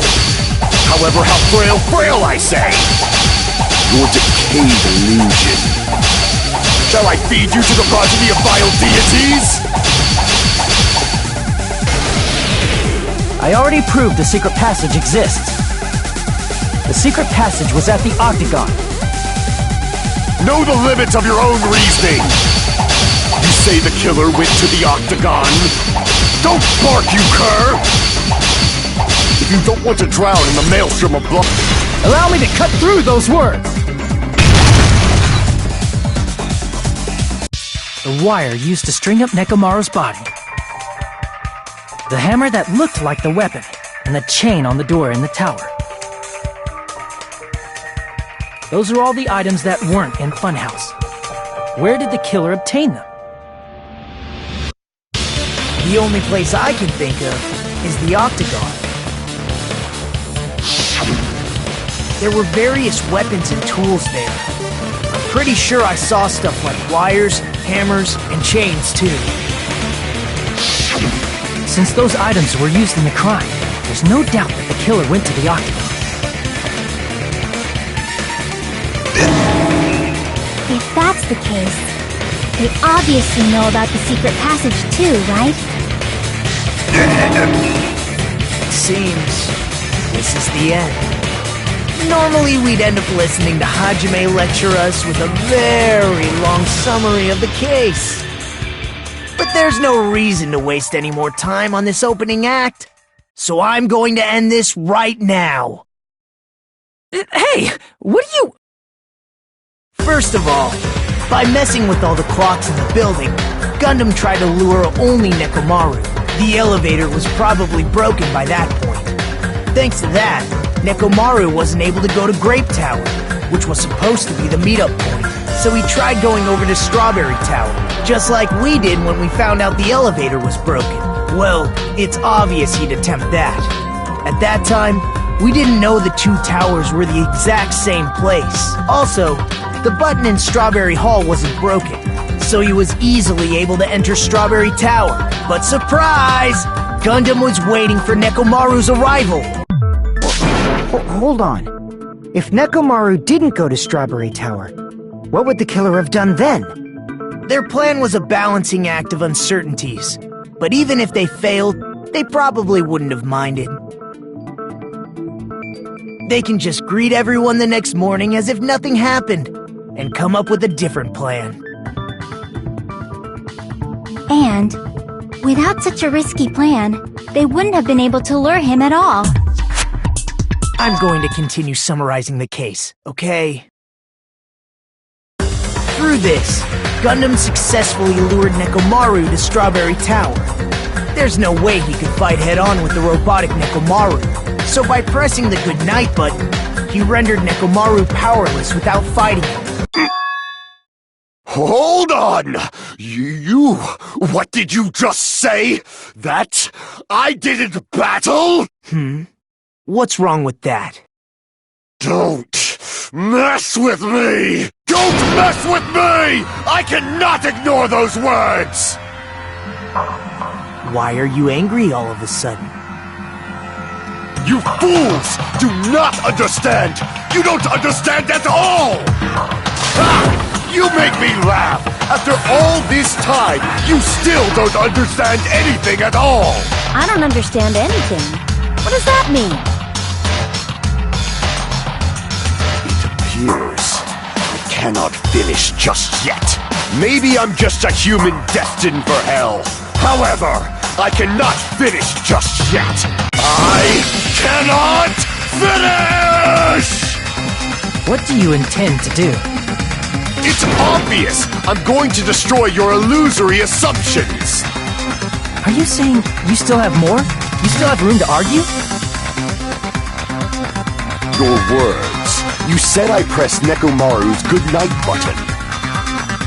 However, that button was on the back of Nekomaru's neck. To press it, I'd have to get behind him. It's not easy to get the drop on Coach Nekomaru. It's even more difficult if it's a one-on-one situation. Just as I thought, truly frail. Succumbing so easily to this simple argument, it was just a mere illusion.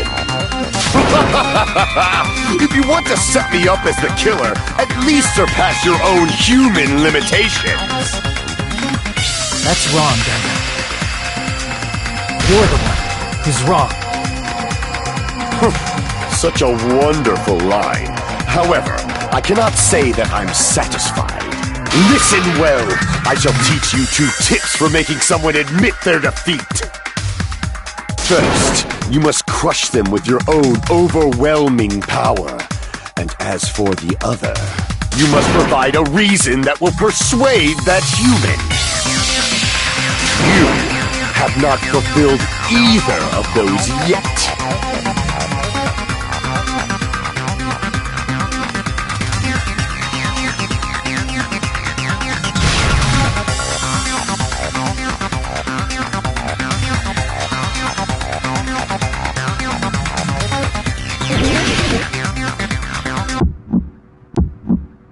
I won't let you! For the Tanaka Empire! Crushed as David prophesies! I won't let you! For the Tanaka Empire! Crushed as David prophesies! Show me the cadaver! I won't let you! For the Tanaka Empire! Crushed as David prophesies! I won't let you! For the Tanaka Empire! Crushed as David prophesies! For the Tanaka Empire! It's Nekomaru's back. Do you really think I can get behind him so easily? This is the end!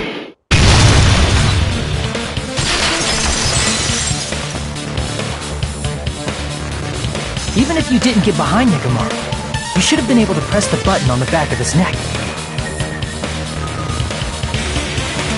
As long as you have the power of the hamsters you keep with you! Oh? Are you seriously saying he used his hamsters to press the button on the back of Nekomaru's neck? Of course that'd be impossible for a normal hamster, but it would have been possible for Gundam. In fact, we saw that with our very own eyes, right?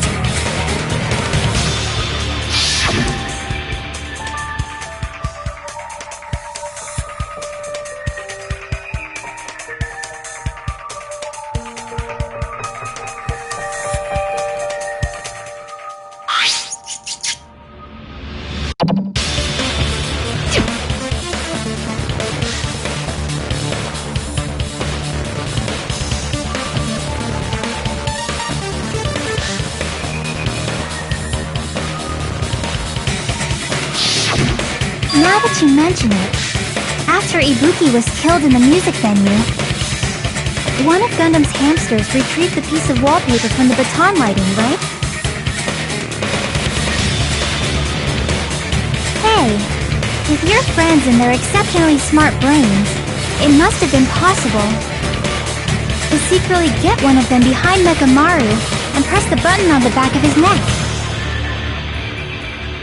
How about it, Gundam?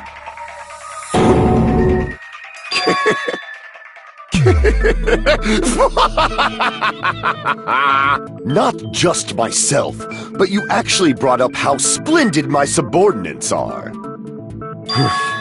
I have no recourse but to admit it. Admit it? Did you say you admit it? It appears I've obtained a one-way ticket to hell. Fine! Then you must trample me underfoot and advance. Victory can only be built upon a foundation of corpses. You cannot find peace without sacrifice anywhere. Now, trample this life trample it as though it were mere trash on the side of the road. Pull the curtain strings of this worthless performance with your own two hands.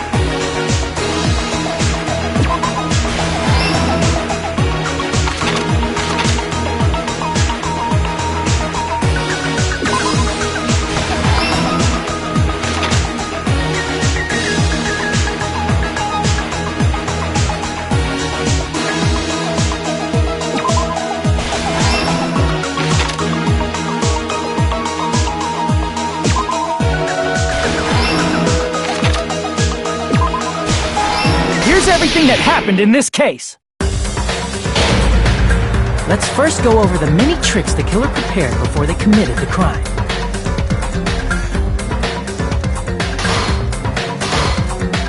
First, they destroyed the contact elevator. This separated Nagito and the others in Strawberry House from our group in Grape House. Next, they lured Nekomaru out by himself by turning back all the clocks in the funhouse by 2 hours.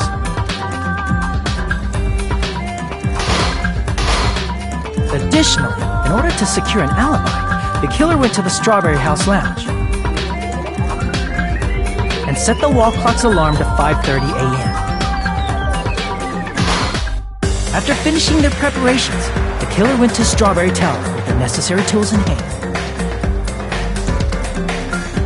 They obtain these tools from the octagon, which you can enter once you clear the final deck.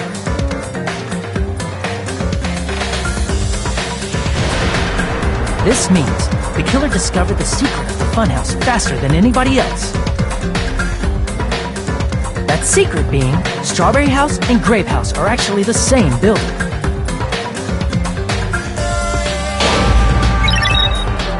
On the morning of the incident, Nekomaru woke up and headed over to Grape Tower for a specific reason.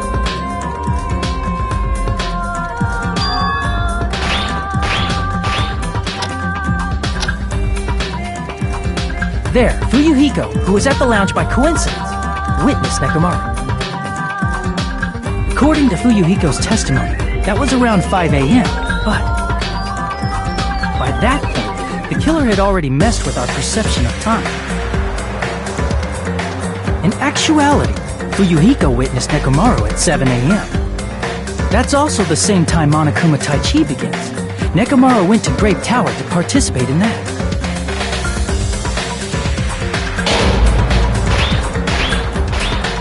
However, because the contact elevator was broken, Nekomaru was unable to go to Great Tower.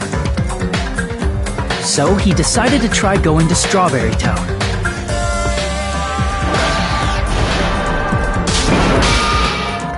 But the killer was waiting for him there.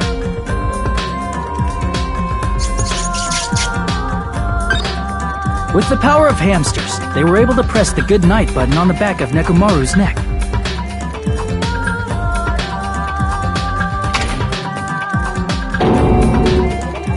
This forced him to enter sleep mode, rendering him immobile. From there, the killer began preparing to use the ultimate weapon.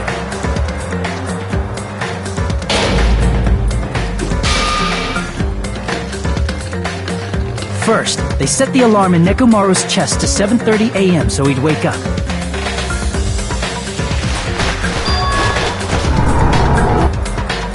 Then they tied him up with a metal wire, tied the tip of the wire into a loop, and hung it on the doorknob.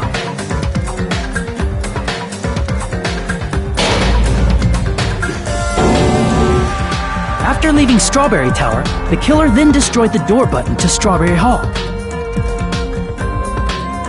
They did this to keep us from entering Strawberry Tower, and to keep us from discovering the secret of the building structure that they used to kill Nekomaru.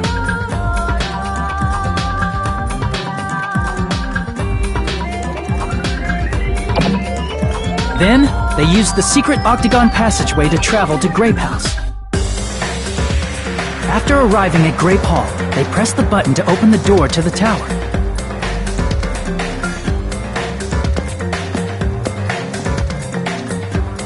When that happened, the elevator-like floor of the tower began descending. And Nekomaru's body was still inside, dangling upside down in midair from the wire. The killer entered Grape Tower to see if their setup was successful.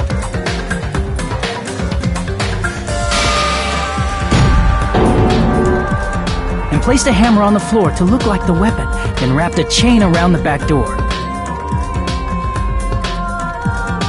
This was done to make us falsely believe we couldn't enter the tower from Strawberry Hall.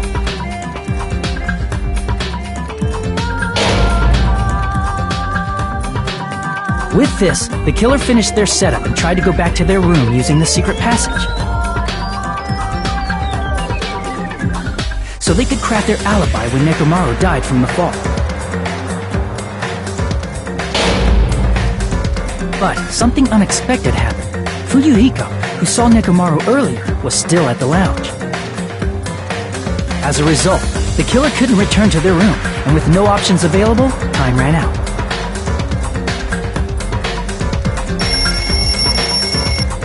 The lounge's wall clock alarm started ringing at 5:30.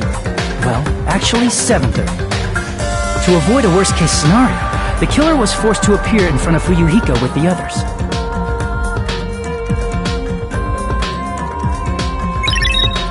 When the wall clock's alarm rang, that was also the same time Nekomaru was waking up.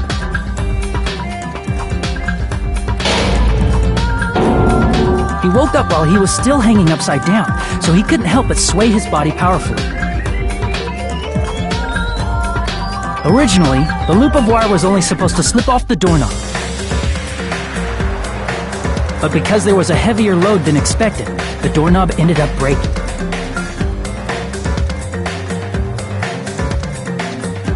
Nekomaru fell from the 4th floor all the way to the 1st floor. He crashed into the pillar, which decapitated him on impact, and died. The sound of Nekomaru's impact echoed throughout the funhouse.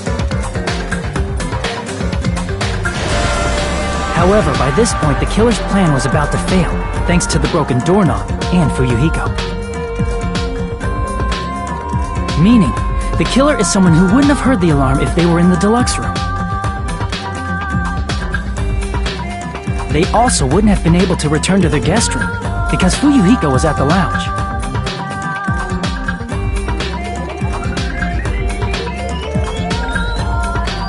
That someone is Gundam Tanaka. I can't think of anyone else but you.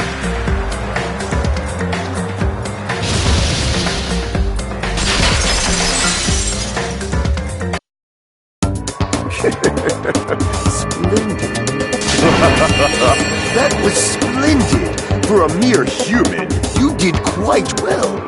Stop. Stop it already. Stop using weird words to avoid the truth. Or I'll friggin' kill you myself! I cannot believe it. I just cannot believe. You killed Nekomaru? I cannot believe something like that. You don't wish to forgive me? Do you feel regret? Then finish it! Cast your impure votes for Gundam Tanaka! My beloved, deadly foes, let the voting time begin!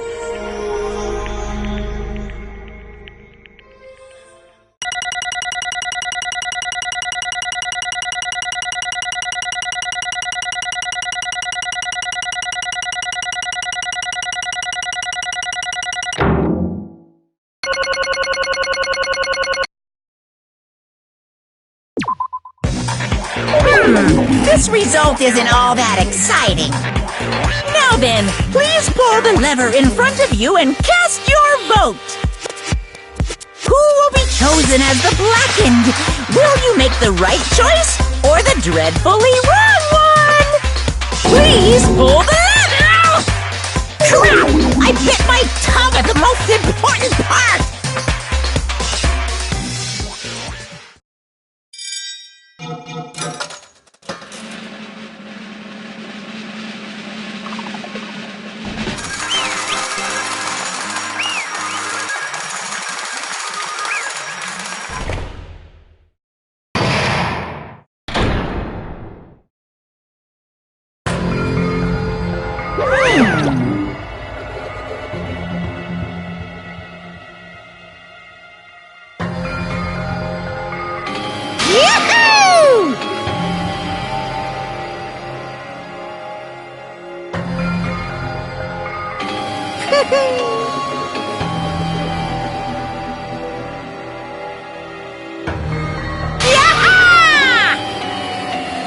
Nice!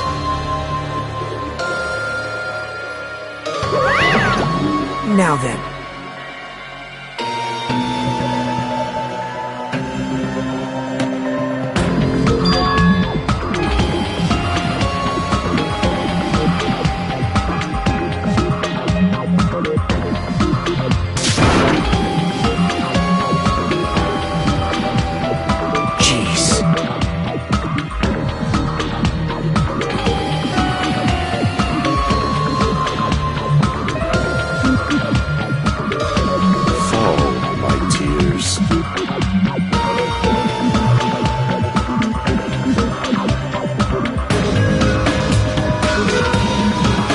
Listen well!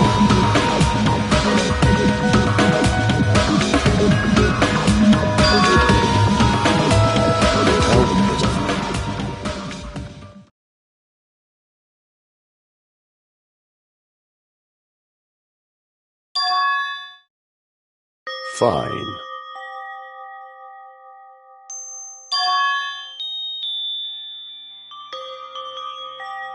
Damn it! This, too, must be the will of causality.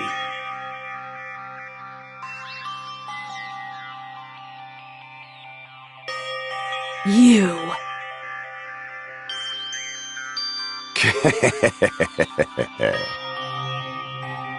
Let's make history.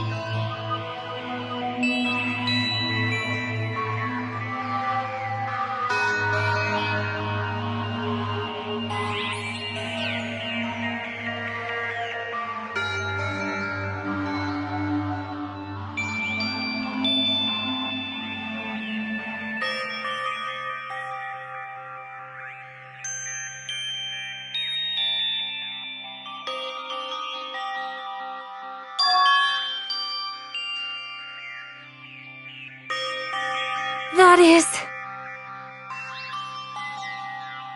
Let me tell you this.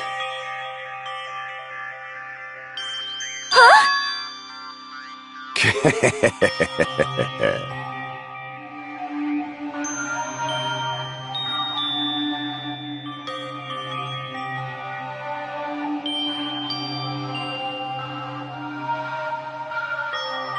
I can see it!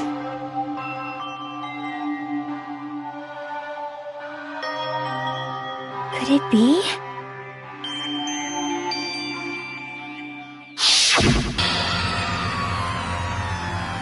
Sensing even my subtle killing intent, as expected of you, Nekomaru. This scorching, stinging, tense atmosphere. I've been a team manager for so long, I'd nearly forgotten this. This is great! What a comforting atmosphere! That's a great one. And what is your reason? Do you intend to resolve this situation by killing me? I am the Warlock, Gundam Tanaka! Heroes, Lords of Darkness, and even the gods themselves flee from me!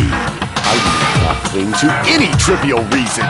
I'm simply going to kill you because your very existence is an annoyance! You'll drench your soul with evil until the bitter end, huh? Splendid! In response to your spirit, I shall kill you with all of my might! I won't go easy on you! Don't even think about holding back! Don't waste your breath on cowardly tactics! Give me everything you got! Nekomaru Nidai, your blood will drench the foundation of my empire! That is...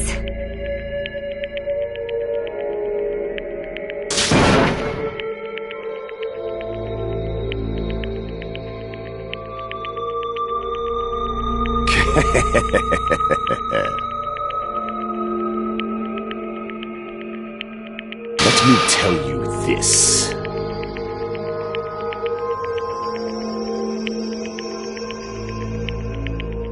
You weakling!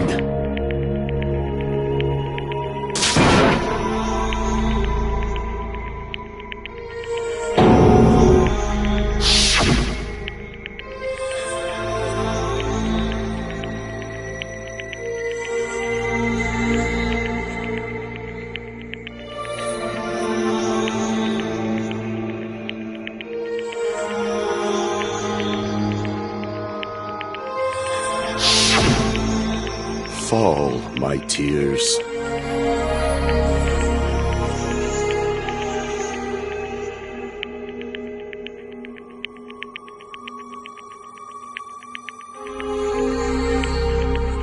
If you flinch, you will die!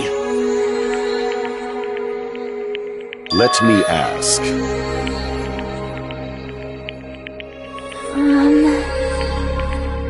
Fine.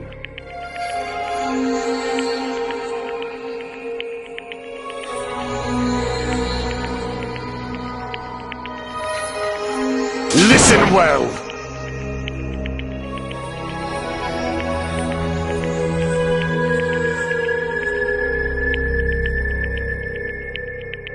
I shall engulf this world.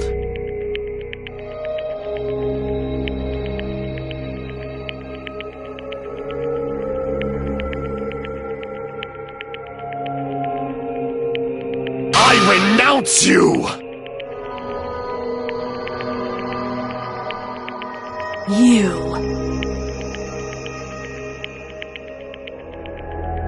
But...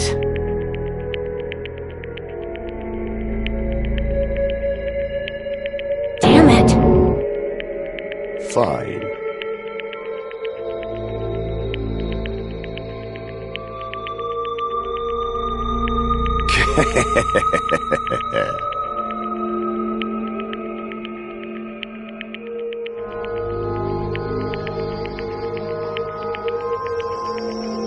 Fall, my tears.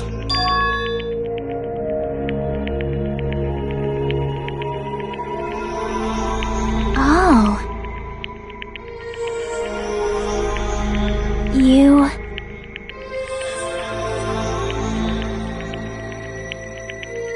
Let's make history.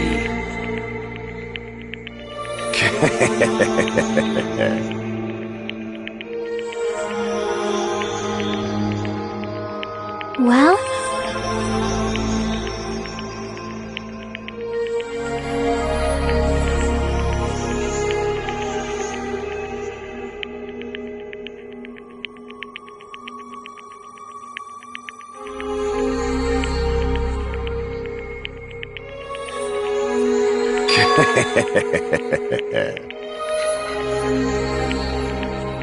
My name is Gundam Tanaka!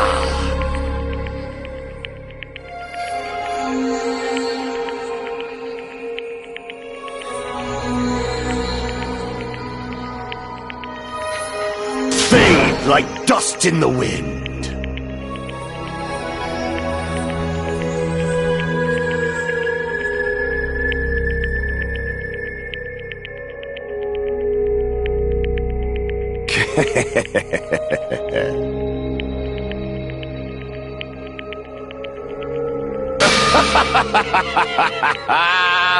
Yes, indeed.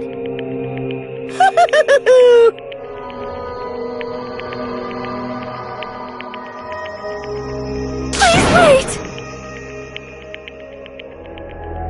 I beg of you! Huh? I beg of you! How pitiful.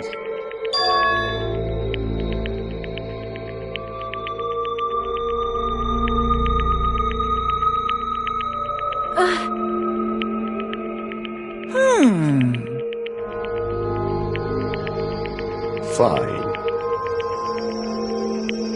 What is it, my 4 dark devas of destruction? Are you worried about me? Oh, my feared 4 dark devas of destruction, that is not like you at all. However, there is no need to fear. In this world, I am only a temporary visitor.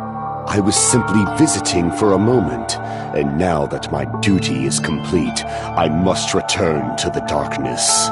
That is why, until the very end, pride, conceit, courage, insolence, fearful of nothing, daunted by nothing. Let us laugh uproariously! That is Gundam Tanaka! I shall stick with my evil until the very end! Open sesame pandemonium! I shall fill hell with true hell! Let's give it everything we've got! It's punishment time!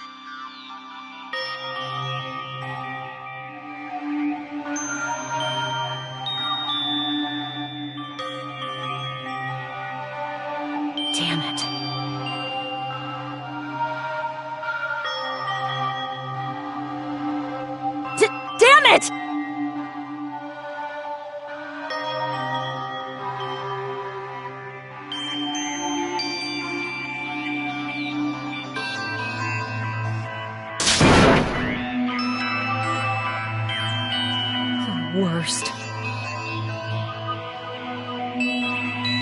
Oh.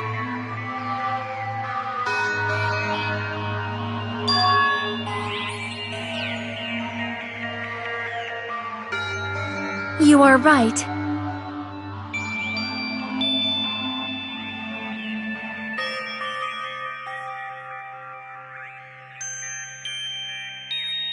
You are right.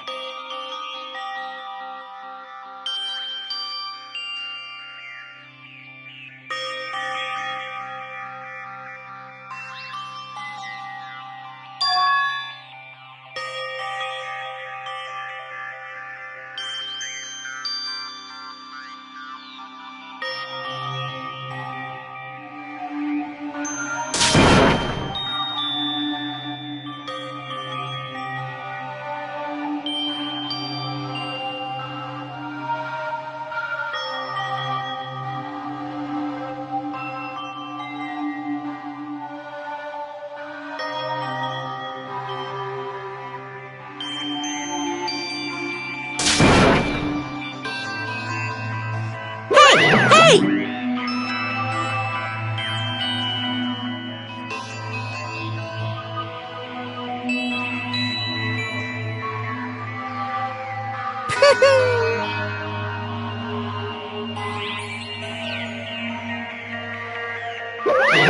Wait!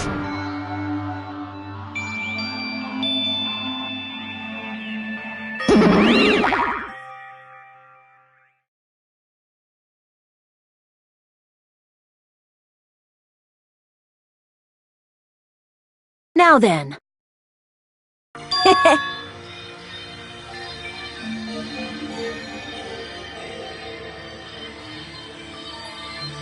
Hey!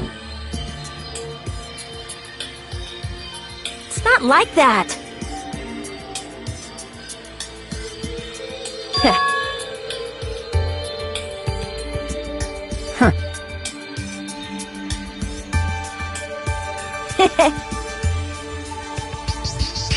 Hey, hey!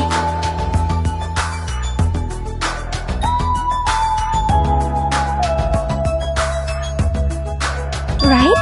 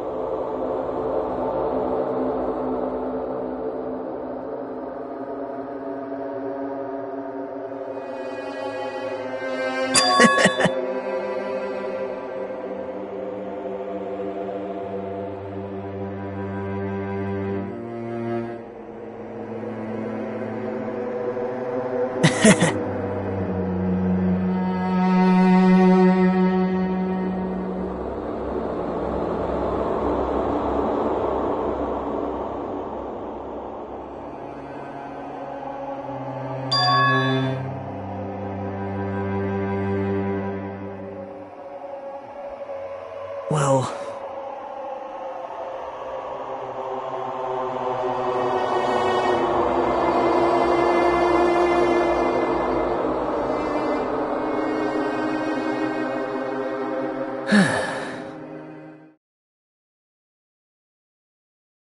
Damn it!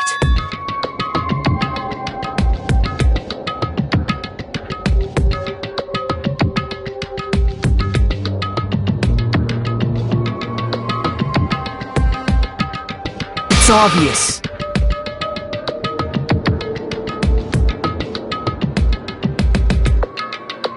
Monokuma appears!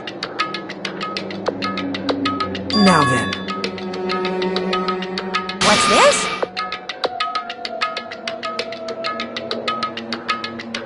What's the matter?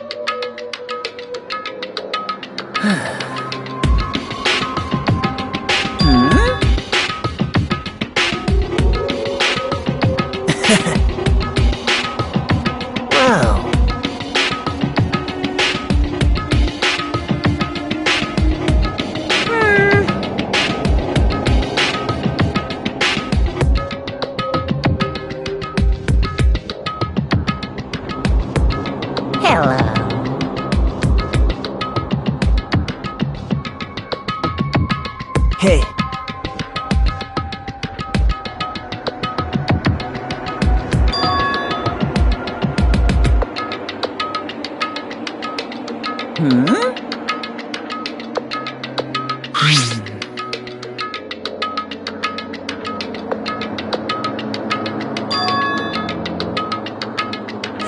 Say what? You don't even know?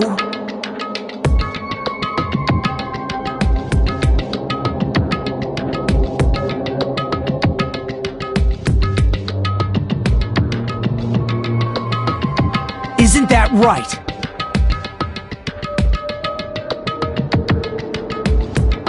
Of course!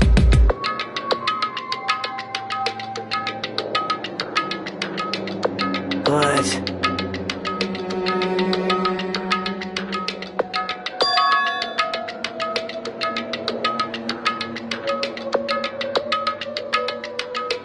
Who knows? Hey.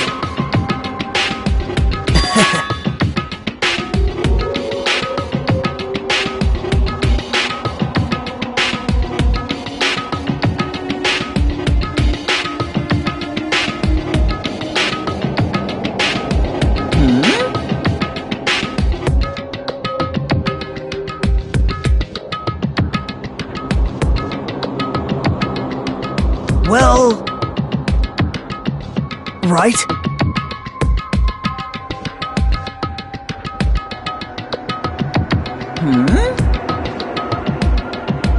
You're getting all riled up!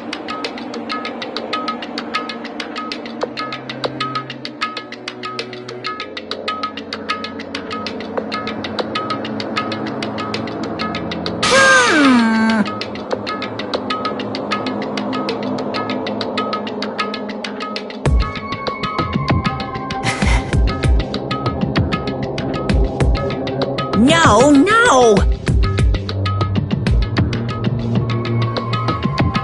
Shing!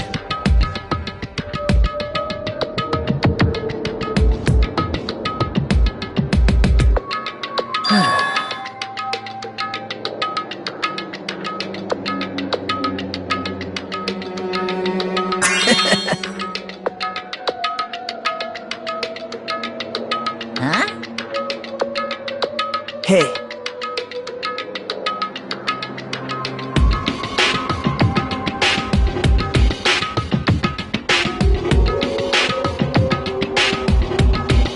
Yep.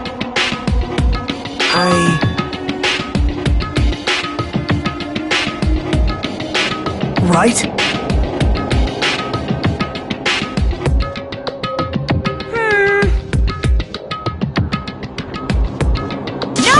No!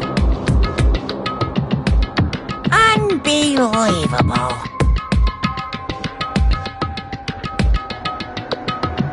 Well...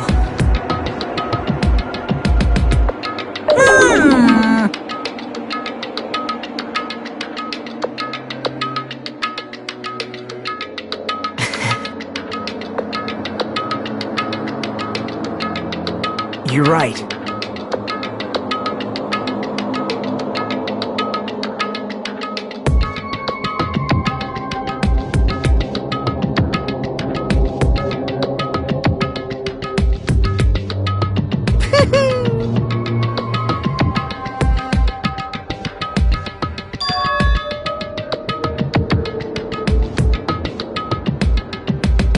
Huh?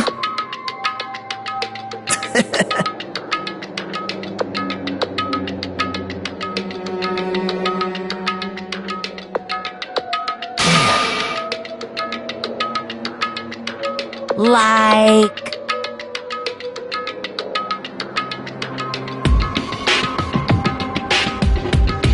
Well... Say what? You don't know?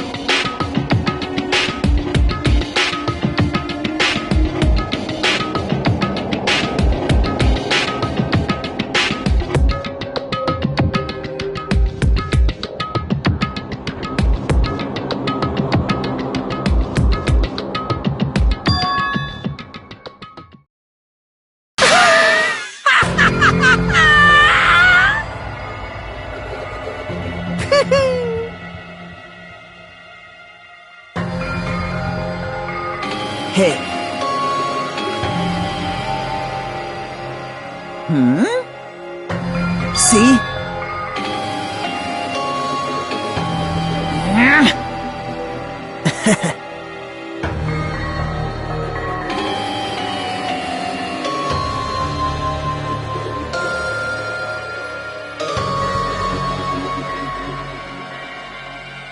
Hey, That's...